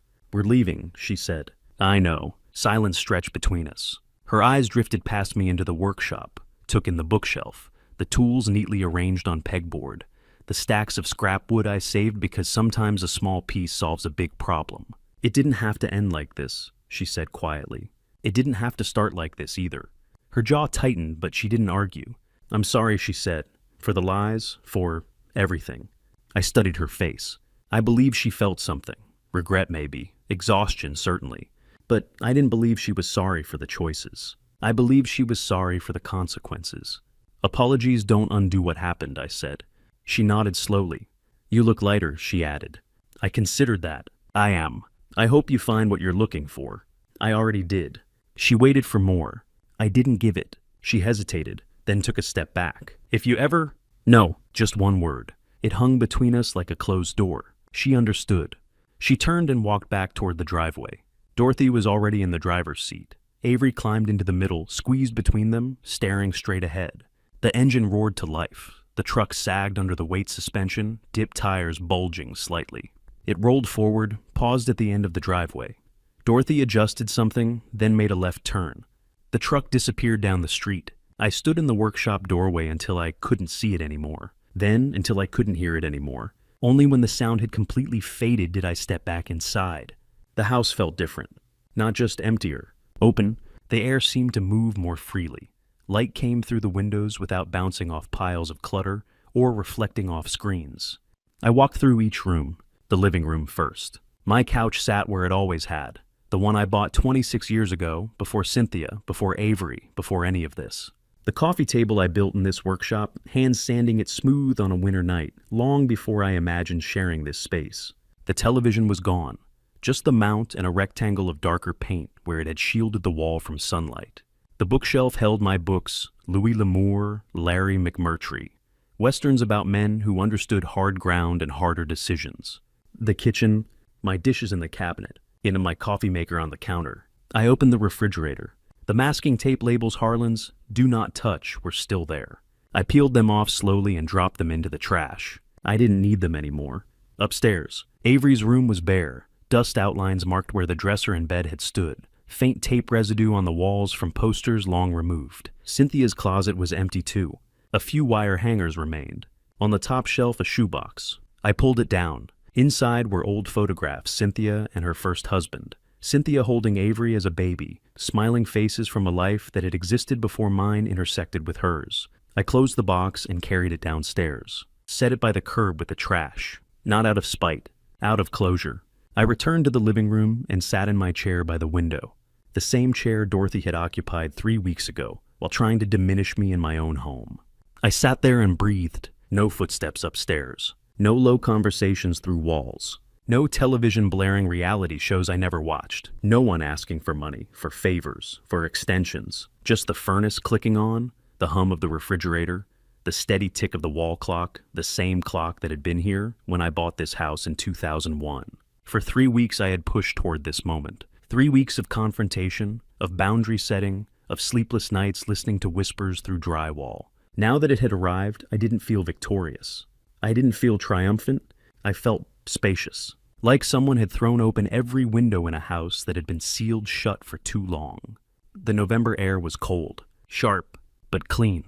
I leaned back in my chair and let the quiet settle fully into the walls. For the first time in 18 months, I could breathe without bracing for the next demand. The house wasn't lonely. It was mine. The first night alone, I locked the bedroom door out of reflex. Then I stood there in the dark, hand still on the knob, and realized I had locked it, because I'd grown used to protecting myself inside my own house. No one was here. No one was going to test the handle at 3 in the morning. No one was going to shuffle down the hallway and borrow cash from my wallet while I slept.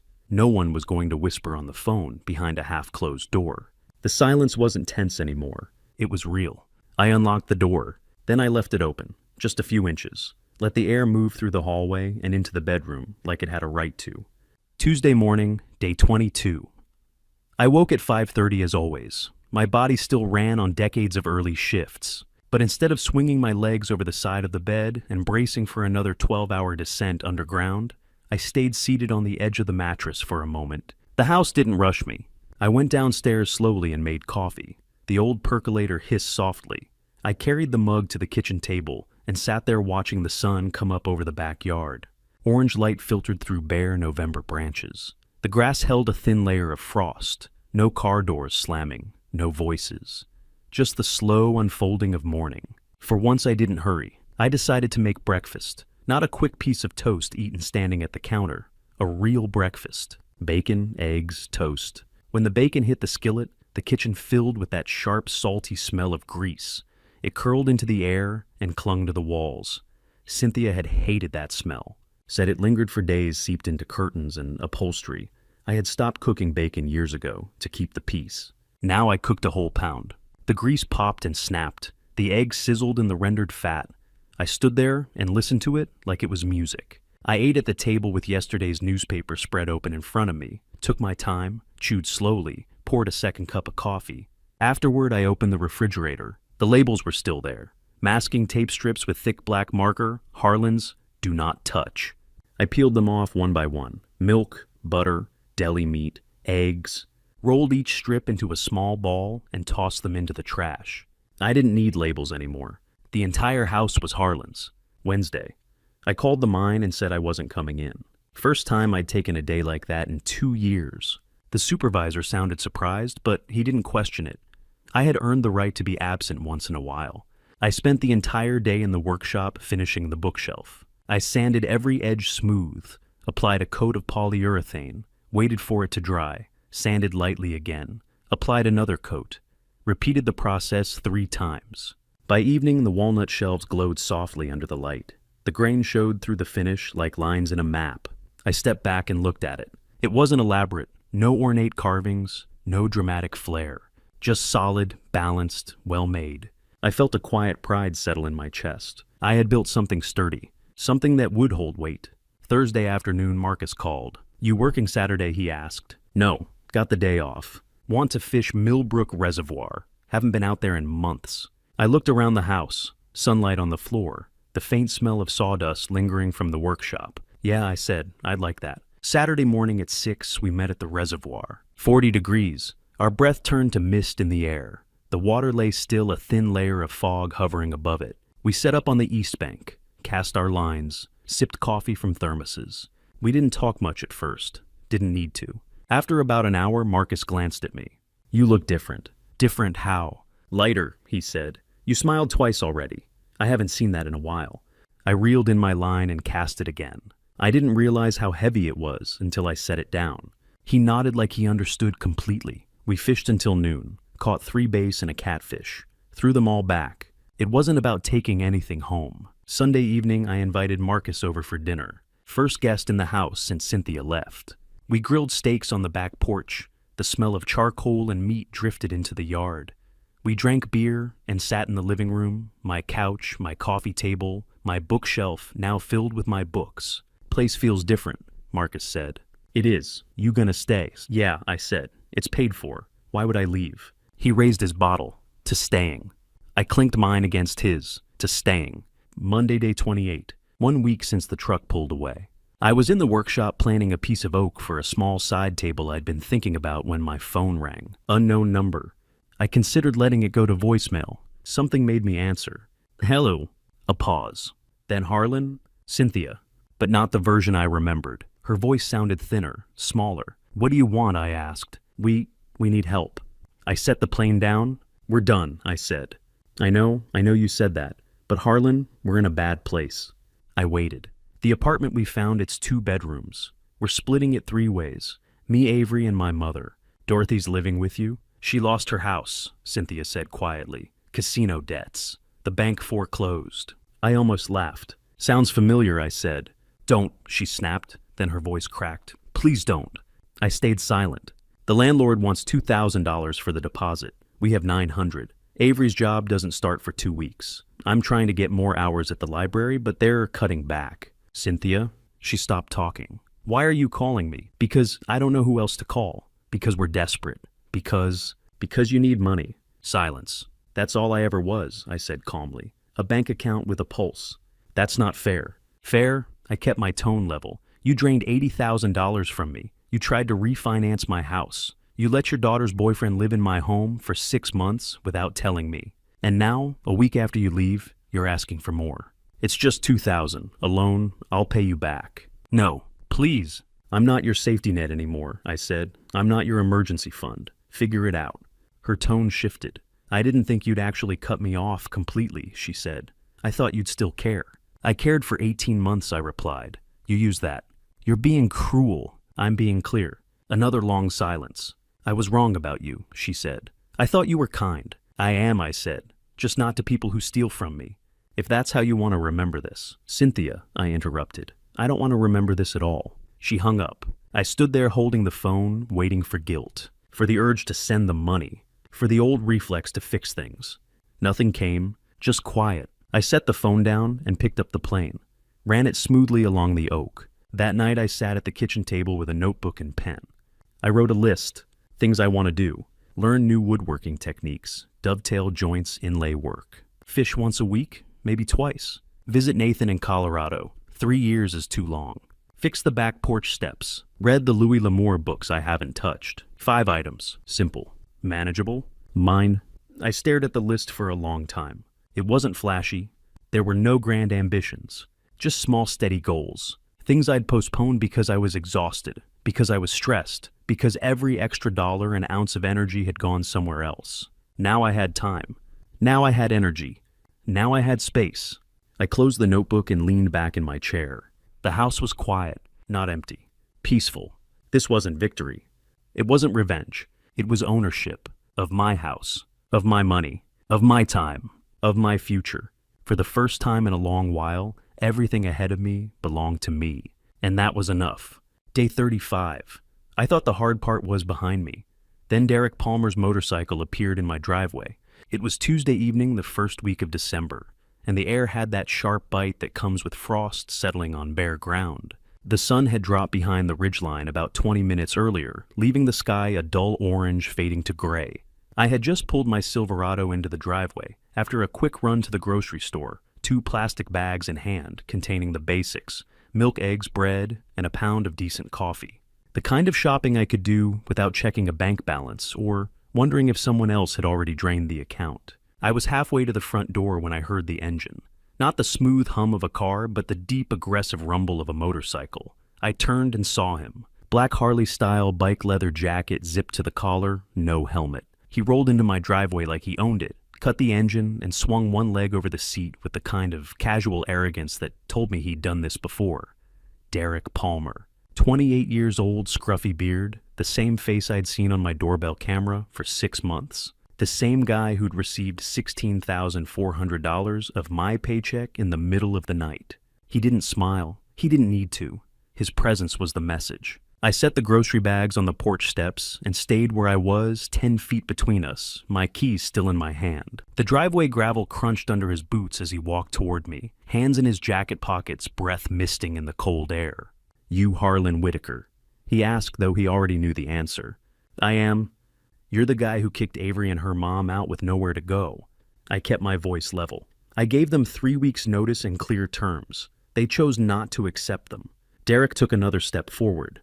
"You think that makes you right? You think kicking family to the curb over money makes you a good person? I think draining $80,000 from a joint account and hiding a boyfriend in my house for 6 months without permission doesn't make you family." His jaw tightened. "You owe them. I owe nothing. I already gave $80,000. That's 10 months of underground labor at 950 feet. You got 16,400 of it. I have the statements." He didn't deny it. He just stepped closer, close enough that I could smell cigarette smoke on his jacket. "You're going to fix this old man. You're going to give Cynthia the $2,000 she needs for that deposit, and you're going to apologize for being a selfish piece of..." I pulled my phone from my pocket, unlocked it with my thumb, and tapped the green phone icon. Derek stopped mid-sentence. "What are you doing?" I held up one finger, put the phone to my ear, and heard the click of the line connecting. "At 911, what's your emergency?" "This is Harlan Whitaker, 207 Maple Ridge Road. There's a man on my property threatening me. I'd like an officer sent out." Derek's eyes widened. "You're calling the cops?" I ignored him. The operator's voice was calm and professional. "Are you in immediate danger, sir? What he found despeños or steig?" "Not yet, but he's standing in my driveway making threats and he's not leaving." "Can you describe the individual?" "Male, late 20s, black leather jacket, riding a black motorcycle. His name is Derek Palmer." Derek swore under his breath, turned, and walked quickly back to his bike. He threw one leg over, fired up the engine, and glared at me from across the driveway. "You're going to regret this, old man." Then he twisted the throttle, spun the rear tire hard enough to leave a black streak across the gravel, and roared out onto Maple Ridge Road.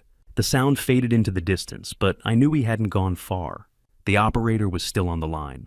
"Sir, is the individual still on your property?" "He just left, but I have video evidence of him entering my home multiple times over the past 6 months without my knowledge, and I'd like to file a report." "Officers are en route. Stay on the line until they arrive." I sat on the porch steps, phone in hand, groceries beside me, and waited. 8 minutes later, 2 patrol cars pulled into my driveway, lights flashing, but no sirens. Officer Reeves stepped out first, a solid man in his 40s, with a buzz cut and a no-nonsense expression. Officer Carter followed, younger, sharper, a notebook already in her hand. Mr. Whitaker?" Reeves asked. "That's me." "You called about a threatening individual?" "Derek Palmer. He showed up uninvited, demanded money, and threatened me when I refused." Carter flipped open her notebook. "Has he been here before?" "Not since I discovered he'd been living in my house for 6 months while I was at work. I have doorbell footage from June through September, showing him entering and leaving." Reeves raised an eyebrow. "You have that footage available?" "On my phone, cloud stored. I can show you right now." I pulled up the app, scrolled back to June 12th, and played the first clip. Derek entering through the front door at 10:17 in the morning, Avery kissing him goodbye at 3:45. Reeves watched silently. Carter wrote. "How much did he take?" Carter asked. $16,400 in transfers. I have the bank statements inside." Reeves nodded. "We'll need copies of those, and we'll need a formal statement about tonight's threat." I gave them everything: the timeline, the transfers, the doorbell footage, the joint account drain, the forged mortgage application. By the time we finished, it was 7:30. "You should file for a PFA order," Reeves said. "Protection from abuse. It'll prohibit him from coming within 500 feet of you or your property. Given the evidence you have, it'll likely be granted within 48 hours. "Where do I file?" "County Courthouse. Tomorrow morning, first thing. Bring this footage and the statements." I thanked them. They left. I stood in my driveway under the floodlight, watching the taillights disappear down Maple Ridge Road. Then I texted Marcus. "Need backup?" His reply came 30 seconds later. "On my way. Bring coffee." He arrived at 7:45, stayed until 9, and we didn't talk much. We didn't need to. Sometimes presence is enough. After he left, I locked every door, double-checked the cameras, and set the restraining order paperwork on the kitchen table for tomorrow morning. The threats were over. Now the healing could begin. Day 35. I truly believed the worst was over. I thought the arguments, the threats, the legal letters, and the late-night confrontations had already taken their turn. I was wrong. It was a Tuesday evening in early December, the kind of cold that doesn't announce itself loudly, but seeps into your bones once the sun drops.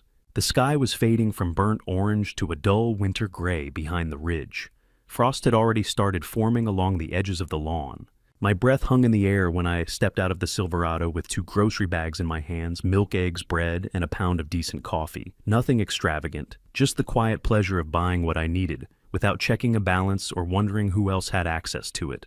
I was halfway to the front door when I heard it. Not a car, a motorcycle. Deep, aggressive, the kind of engine that announces itself before it arrives. I turned.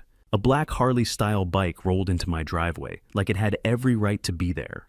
The rider didn't wear a helmet. He didn't slow down politely or hesitate near the curb. He came straight in, cut the engine, and swung one leg over the seat with casual arrogance.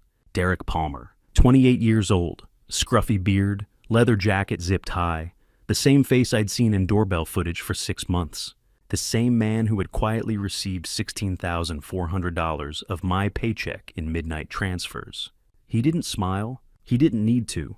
The message was clear. He thought I would fold. I set the grocery bags down on the porch steps and stayed where I was, 10 feet between us, my keys still in my hand. The gravel crunched under his boots as he walked toward me. His breath fogged in the cold air. His hands remained in his jacket pockets like he was strolling into a conversation he'd already decided he'd win. "You Harlan Whitaker?" he asked. "You know I am. You're the guy who kicked Avery and her mom out with nowhere to go." His tone wasn't questioning. It was accusing. "I gave them 3 weeks' notice," I said evenly. "Clear terms. They chose not to accept them." He stepped closer. "You think that makes you right? You think throwing family out over money makes you a decent man? I think draining $80,000 from a joint account and hiding a boyfriend in my house for 6 months without my knowledge doesn't make you family." His jaw tightened. "You owe them." The word hung in the air. "I owe nothing," I replied. "I already gave $80,000. That's 10 months of underground labor at 950 feet. You personally received $16,400. I have the statements." He didn't deny it. Instead, he closed the distance further, close enough that I could smell stale cigarette smoke on his jacket. "You're going to fix this," he said quietly. "You're going to give Cynthia the $2,000 she needs for that apartment deposit. And you're going to apologize for being a selfish piece of..." I reached into my pocket and pulled out my phone, unlocked it, tapped the green icon. He stopped mid-sentence. "What are you doing?" I held up one finger and put the phone to my ear. The line clicked. 911, what's your emergency? This is Harlan Whitaker 207 Maple Ridge Road, I said calmly. There's a man on my property threatening me. I'd like an officer dispatched. Derek stared at me in disbelief. You're calling the cops. I ignored him. Are you in immediate danger, sir? The operator asked. Not yet, but he's refusing to leave and making threats. Can you describe him? Male, late 20s, black leather jacket, black motorcycle. Name is Derek Palmer. Derek muttered something under his breath. Then louder, You're serious? I didn't respond to him. The operator's voice remained steady. Officers are on the way. Stay on the line. Derek stepped back, clearly calculating. He walked toward his bike. You're going to regret this, old man, he said. He kicked the engine to life. The rear tire spun hard enough to scatter gravel across the driveway. He shot one last glare at me, then roared out onto Maple Ridge Road. The engine noise faded quickly. The operator was still speaking. Is the individual still present? He just left, I said. But I have video footage of him entering my home repeatedly over 6 months without my knowledge. I'd like to file a report. Officers are en route. I sat down on the porch steps and waited. The grocery bags rested beside me, milk sweating through thin plastic. 8 minutes later, 2 patrol cars pulled in, lights flashing, no sirens. Officer Reeves stepped out first. Solid build, buzz cut, calm posture. Officer Carter followed, already holding a small notebook. Mr. Whitaker, Reeves asked. That's me. You reported a threatening individual. Derek Palmer, I said. He came here demanding money and made threats when I refused. Carter began writing. Has he been here before, she asked. Not since I discovered he'd been entering my home while I was at work. I have doorbell footage from June through September. Reeves's expression shifted slightly. You have it available? Yes. I pulled up the app and scrolled to June 12th, 10:17 a.m. Derek entering through the front door. I fast-forwarded to 3:45 p.m. Avery kissing him goodbye. Carter kept writing. How much money was transferred to him, she asked. $16,400, I said. Documented in bank statements. Reeves nodded slowly. We'll need copies, and we'll need a formal statement regarding tonight. We stood in my kitchen for nearly an hour while I explained everything. The drained account, the mortgage fraud attempt, the transfers, the timeline. By the time we finished, it was close to 7:30. You should file for a PFA, Reeves said. Protection from abuse. It will legally prohibit him from coming within 500 feet of you or your property. How long does it take? Likely granted within 48 hours with this evidence. File first thing in the morning? County courthouse, I asked. Yes, I thanked them. The patrol cars pulled away taillights, disappearing into the cold evening. I stood in the driveway under the floodlight, listening to the quiet settle back in. Then I texted Marcus. Need backup? 30 seconds later, his reply. On my way, bring coffee. He arrived within 15 minutes. No questions, no speeches, just presence. We stood in the workshop for a while. He leaned against the bench while I poured coffee into 2 chipped mugs. He show up, Marcus asked. Yeah. You call? Yeah. He nodded. Good. We didn't say much else. Didn't need to. Sometimes solidarity isn't loud. At 9 o'clock he left. I walked through the house one more time.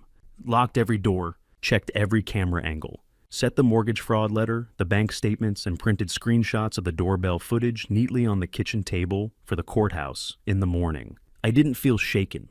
I didn't feel scared. If anything, I felt confirmed. They had tried intimidation. It failed. I turned off the kitchen light and stood in the dark for a moment. The threats were done.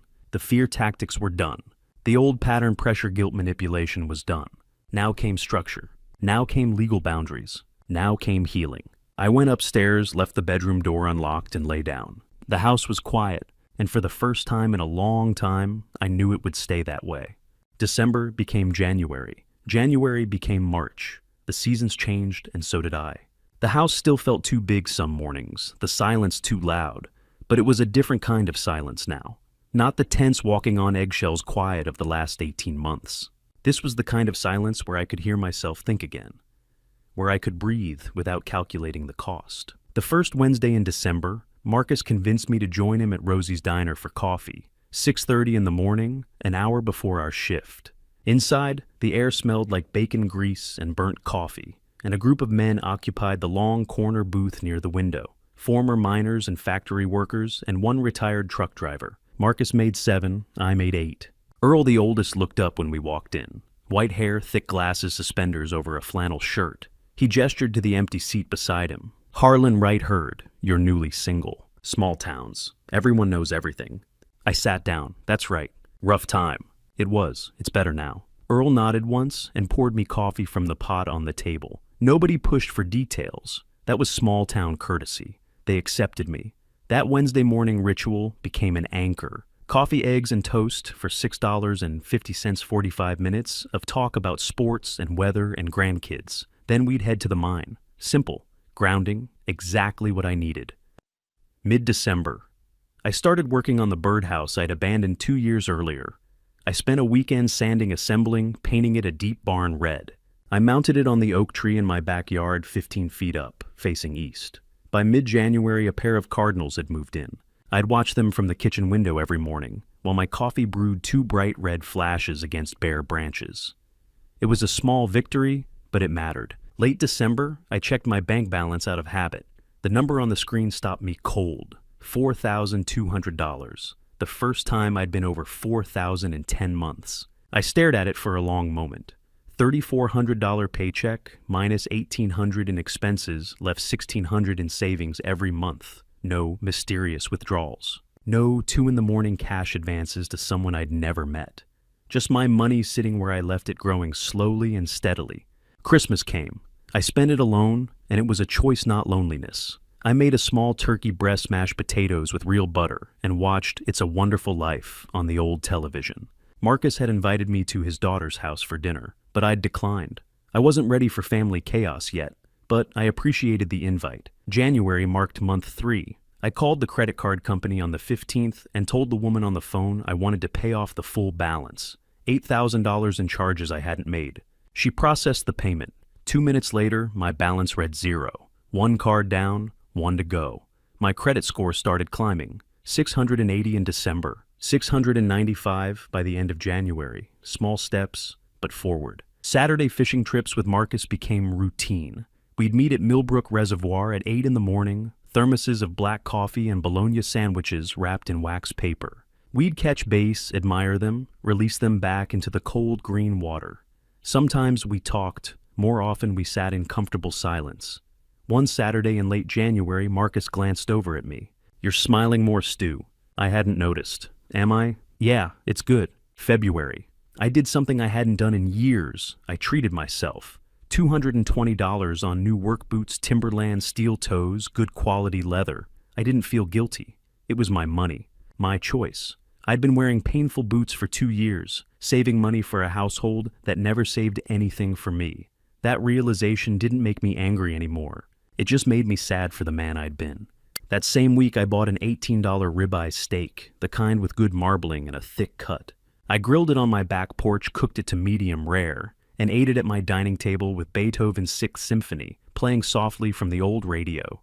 Cynthia had hated classical music. I loved it. I was reclaiming my own tastes piece by piece, meal by meal. March brought Tommy back to work. 6 months of recovery, a titanium rod in his femur, and a slight limp he'd carry the rest of his life.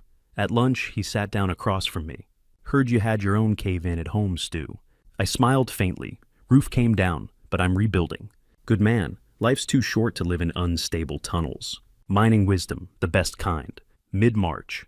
I went to the doctor for a routine checkup. When he finished, he looked at me over his glasses. Whatever you changed, Harlan, keep doing it. My weight was down 15 pounds. My blood pressure had dropped. I was sleeping 7 hours a night instead of 4 or 5. The chest pain was gone. Late March, I realized the last call from Cynthia had been 89 days earlier. No calls since, no texts.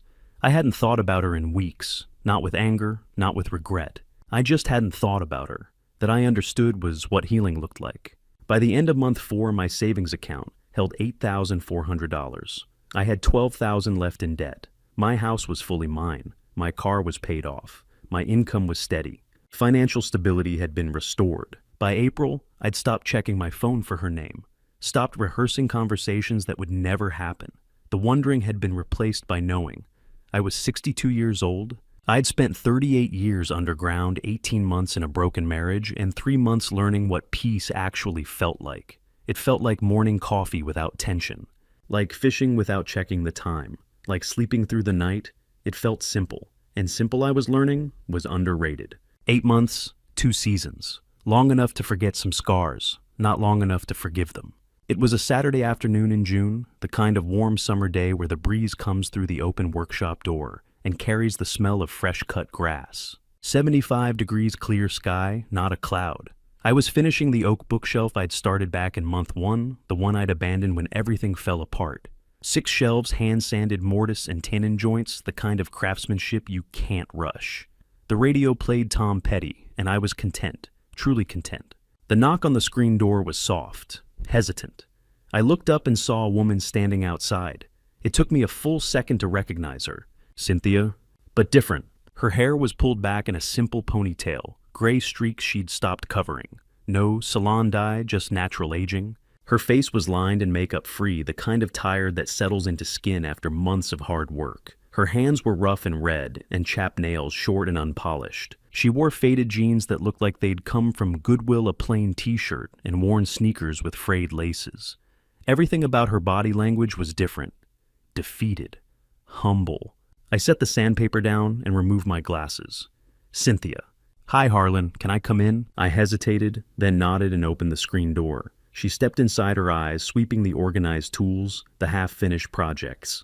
You've been busy. Staying busy helps. I gestured to the old workshop stool near the window. She sat. I leaned against the workbench. How did you know I'd be here? Saturday afternoon. You always loved your workshop. Still do. She folded her hands in her lap, then held them out toward me, palms up. I'm not here for money. Okay, I'm working 2 jobs now. Morning shift at Valley Diner, 6 to 2. Evening housekeeping at Budget Inn, 4 to 10. That's hard work. It is. She turned her hands over, slowly showing me the damage. Rough skin, cracked and calloused from scrubbing and dish soap. My hands are always sore.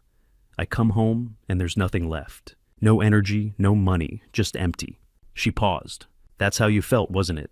For 18 months. Coming home empty? I nodded once. Yes, I understand now what you meant. About boundaries, about being used. What changed? Working 70 hours a week just to make rent and groceries. Counting every dollar, choosing between gas and food. Avery and we fight now. About money. Avery works at Target. $15.50 an hour. Derek left her 2 months after we moved out. The second she couldn't send him money anymore. I'm sorry to hear that. Cynthia looked at me surprised. Are you really? I'm sorry she got hurt. I'm not sorry the situation ended. He was using her the whole time. Just like... She stopped, swallowed. Just like we used you. It was the first time she'd said it that plainly. Her tears started then, not the manipulative kind I'd seen before, but the exhausted kind. I'm not asking to come back. I know that door is closed. I kept my voice gentle. It is. I just needed you to know that I see it, what we took from you. Thank you for saying that. Are you happy? I looked around my workshop. The organized tools, the half-finished projects at my own pace, the screen door open to my yard, my house, my life. I'm better than okay, Cynthia. I'm free. She nodded and the tears fell. I hope you find someone who deserves you. I'm not looking, but thank you. A long silence settled. Cynthia stood. I should go. I just needed to say it, face to face. I'm sorry, Harlan. Truly sorry. I believe you. I think you're sorry now. I wish you'd been sorry 10 months ago. But growth happens when it happens. We walked to the door together. Cynthia paused at the threshold. For what it's worth, I did love you. At the beginning. I answered honestly. I know, I loved you too. But love without respect isn't enough. She stepped outside, turned back once. Take care of yourself, Harlan. You too, Cynthia. I mean that. I watched her walk to her car. A 2008 Honda Civic, faded blue paint, dented bumper rust spots along the wheel wells. She got in, and the engine coughed twice before catching. She backed out slowly, waved once through the window. I raised my hand in acknowledgement, not invitation. The car turned onto the street and disappeared. I returned to the workbench, picked up the sandpaper, and went back to the bookshelf. My mind was already back in the present moment. Cynthia was already past tense. I finished the bookshelf that evening. 6 shelves, hand-sanded, stained dark walnut, sealed with 3 coats of polyurethane. It would go to Oakdale Library on Monday, a donation. Something made with my hands that would serve the community. Cynthia had come to say goodbye. I'd let her. We'd both needed it. But as I ran my hand over the smooth wood grain one last time, I realized something. I'd already said goodbye to her months ago. Today was just her catching up. October again. 1 year since the card was declined. 1 year since everything changed. Wednesday morning, 5:45. I woke naturally, no alarm, and sat on the edge of my bed with my feet flat on the cool wood floor. I stretched my back, felt the familiar ache that 38 years underground had carved into my spine. My knees creaked when I stood. I reached for the hearing aids on my nightstand and fitted them into both ears. My body wasn't new. It wasn't healed, but I was rested. Deeply, truly rested in a way I hadn't been in years. I walked barefoot to the kitchen and made coffee the way I always did. Dark roast, 2 sugars, the smell filling the quiet house. I carried the mug out to the front porch and sat on the swing I'd repaired back in March. 6 o'clock, sunrise. The temperature hovered around 48 degrees, cold enough that frost covered the grass in a thin white sheet. The cardinals were at the birdhouse, the same pair I'd been watching since January, or maybe new ones. Mrs. Peterson walked her golden retriever past my house, and she waved. I waved back. Small town rhythm, familiar, good. I sat there with my coffee and thought about 1 year ago today. The pharmacy. The card declined. The confusion, the embarrassment, the beginning of awareness. If someone had told me then where I'd be now, sitting on my own porch in my own quiet, would I have believed it? Probably not. But here I was. 6:30. I drove to Rosie's Diner. The Wednesday coffee group was still going strong, had been for nearly a year now. Earl, Marcus, Pete, Doc, Johnny, Ray. They looked up when I approached, and Earl gestured to the empty chair they always left for me. "Stu, how's the week treating you?" "Can't complain. Grandkid's birthday this Saturday. Big party at the house. You're invited if you want to come." "Appreciate it. I'll think about it." I probably wouldn't go. I still wasn't ready for the chaos of family gatherings. But I appreciated the invite. That mattered. We ordered coffee, eggs, toast. $6.50, same as always. The conversation moved easily. The Steelers game, the upcoming election, someone's truck breaking down. Normal, grounding, exactly what I needed. When we finished, Marcus and I walked out together. Fishing Saturday. 8 a.m. See you there. 7:30 to 6 o'clock, I was underground. Mine, number 7. Seam depth, 950 feet. The same crew. Tommy fully recovered now from his broken leg. Big Pete, Ray, a few others. The work was the same. Drilling, loading coal, setting roof bolts. Coal dust in the air. Noise at 95 decibels, the humid heat. But the feeling was different. When the shift ended and I drove home, I wasn't bracing for tension. I wasn't calculating how much money might be missing or what argument might be waiting. I was just going home, to my space, my peace. At 4:45, I stopped at Oakdale Pharmacy. Blood pressure medication, refill $47.50. The same pharmacy from 1 year ago.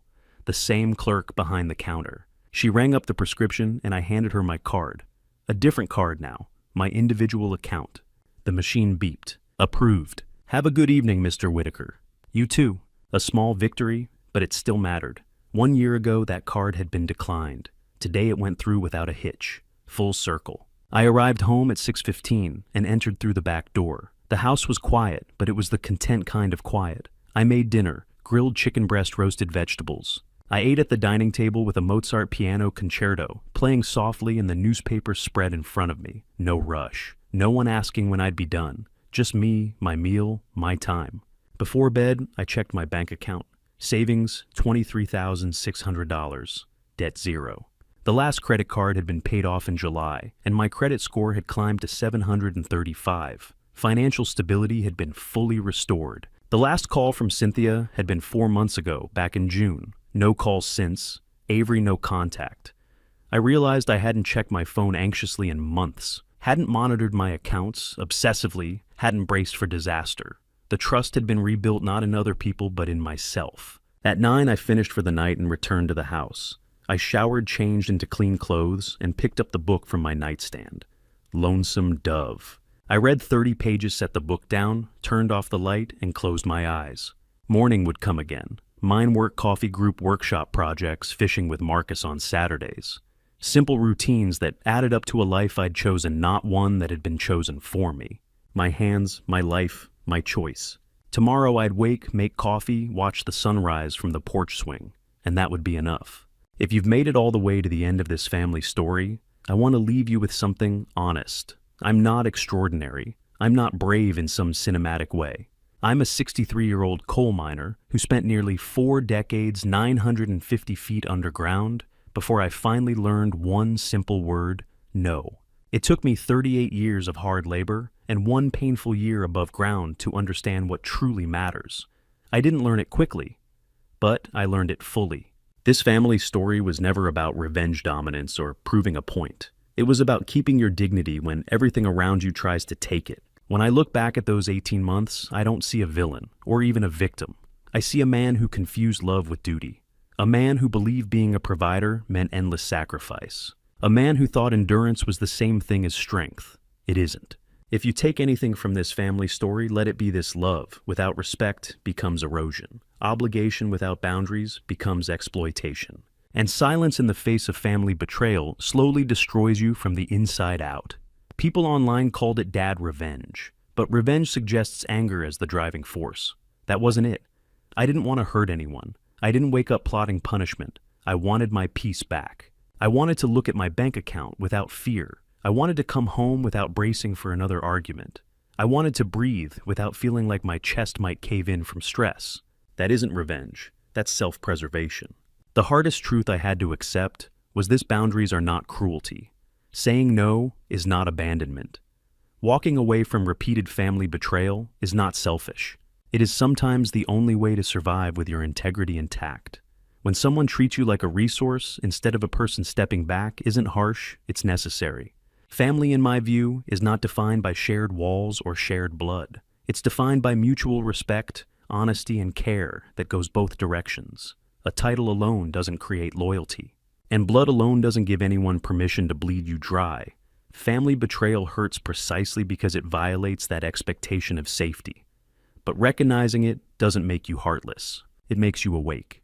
If this family story speaks to you, if you've ever felt like someone's personal ATM, someone's emotional safety net, someone's backup plan, I hope you understand something clearly: your life has value beyond what you provide. Your work, your time, your health, your energy. They are not unlimited resources for others to extract. Maybe your situation looks different. Maybe it isn't about money. Maybe it's emotional manipulation. Maybe it's constant guilt. Maybe it's subtle disrespect disguised as that's just how families are. Whatever form it takes, family betrayal leaves the same mark: exhaustion. And exhaustion is not the same as love. If this family story has resonated with you in any way, I invite you to share your thoughts below. Not because I need validation, but because stories connect us. Sometimes reading someone else's comment reminds you that you're not alone in your own version of family betrayal. If you believe someone else could benefit from hearing this message about boundaries and self-respect, share this story with them. And if conversations like this matter to you, conversations about dignity, accountability, and finding peace after family betrayal, consider subscribing so we can continue them together. Thank you for staying until the end. Truly. Your time is something you can never get back, and the fact that you chose to spend it here means more than you realize. One final note: future stories shared here may include fictional elements crafted to illuminate real-world lessons.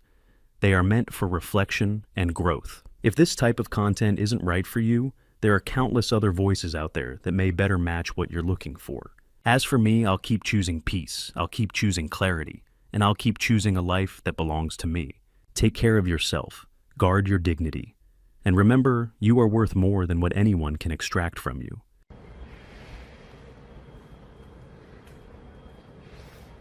안녕수야? 아니? 뭐지? 나 잠깐만, 수야긴 수야인데 뭐였지? 나도 까먹었어. 미안. 언니, 그런 걸 다 견뎌야 돼. 내가 한번 물어보고 올게, 엄마한테. 밥 안 먹을 때 어떻게 해야 잘 먹는지. 수야 일상. 맞았어.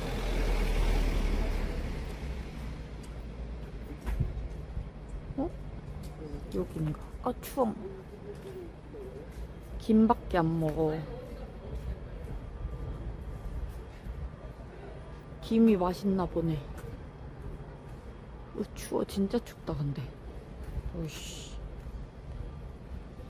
무슨 누가 봄 날씨라 있냐?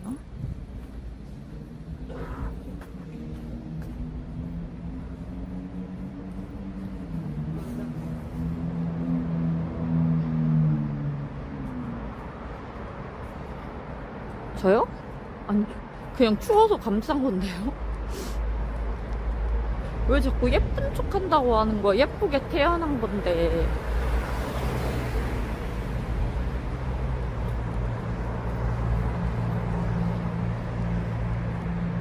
잠깐만, 여기 아닌데?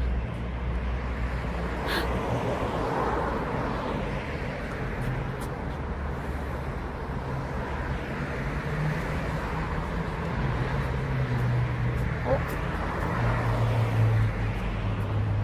어디지? 지금 오늘 몇 요일이야? 아, 까비. 현금 없어.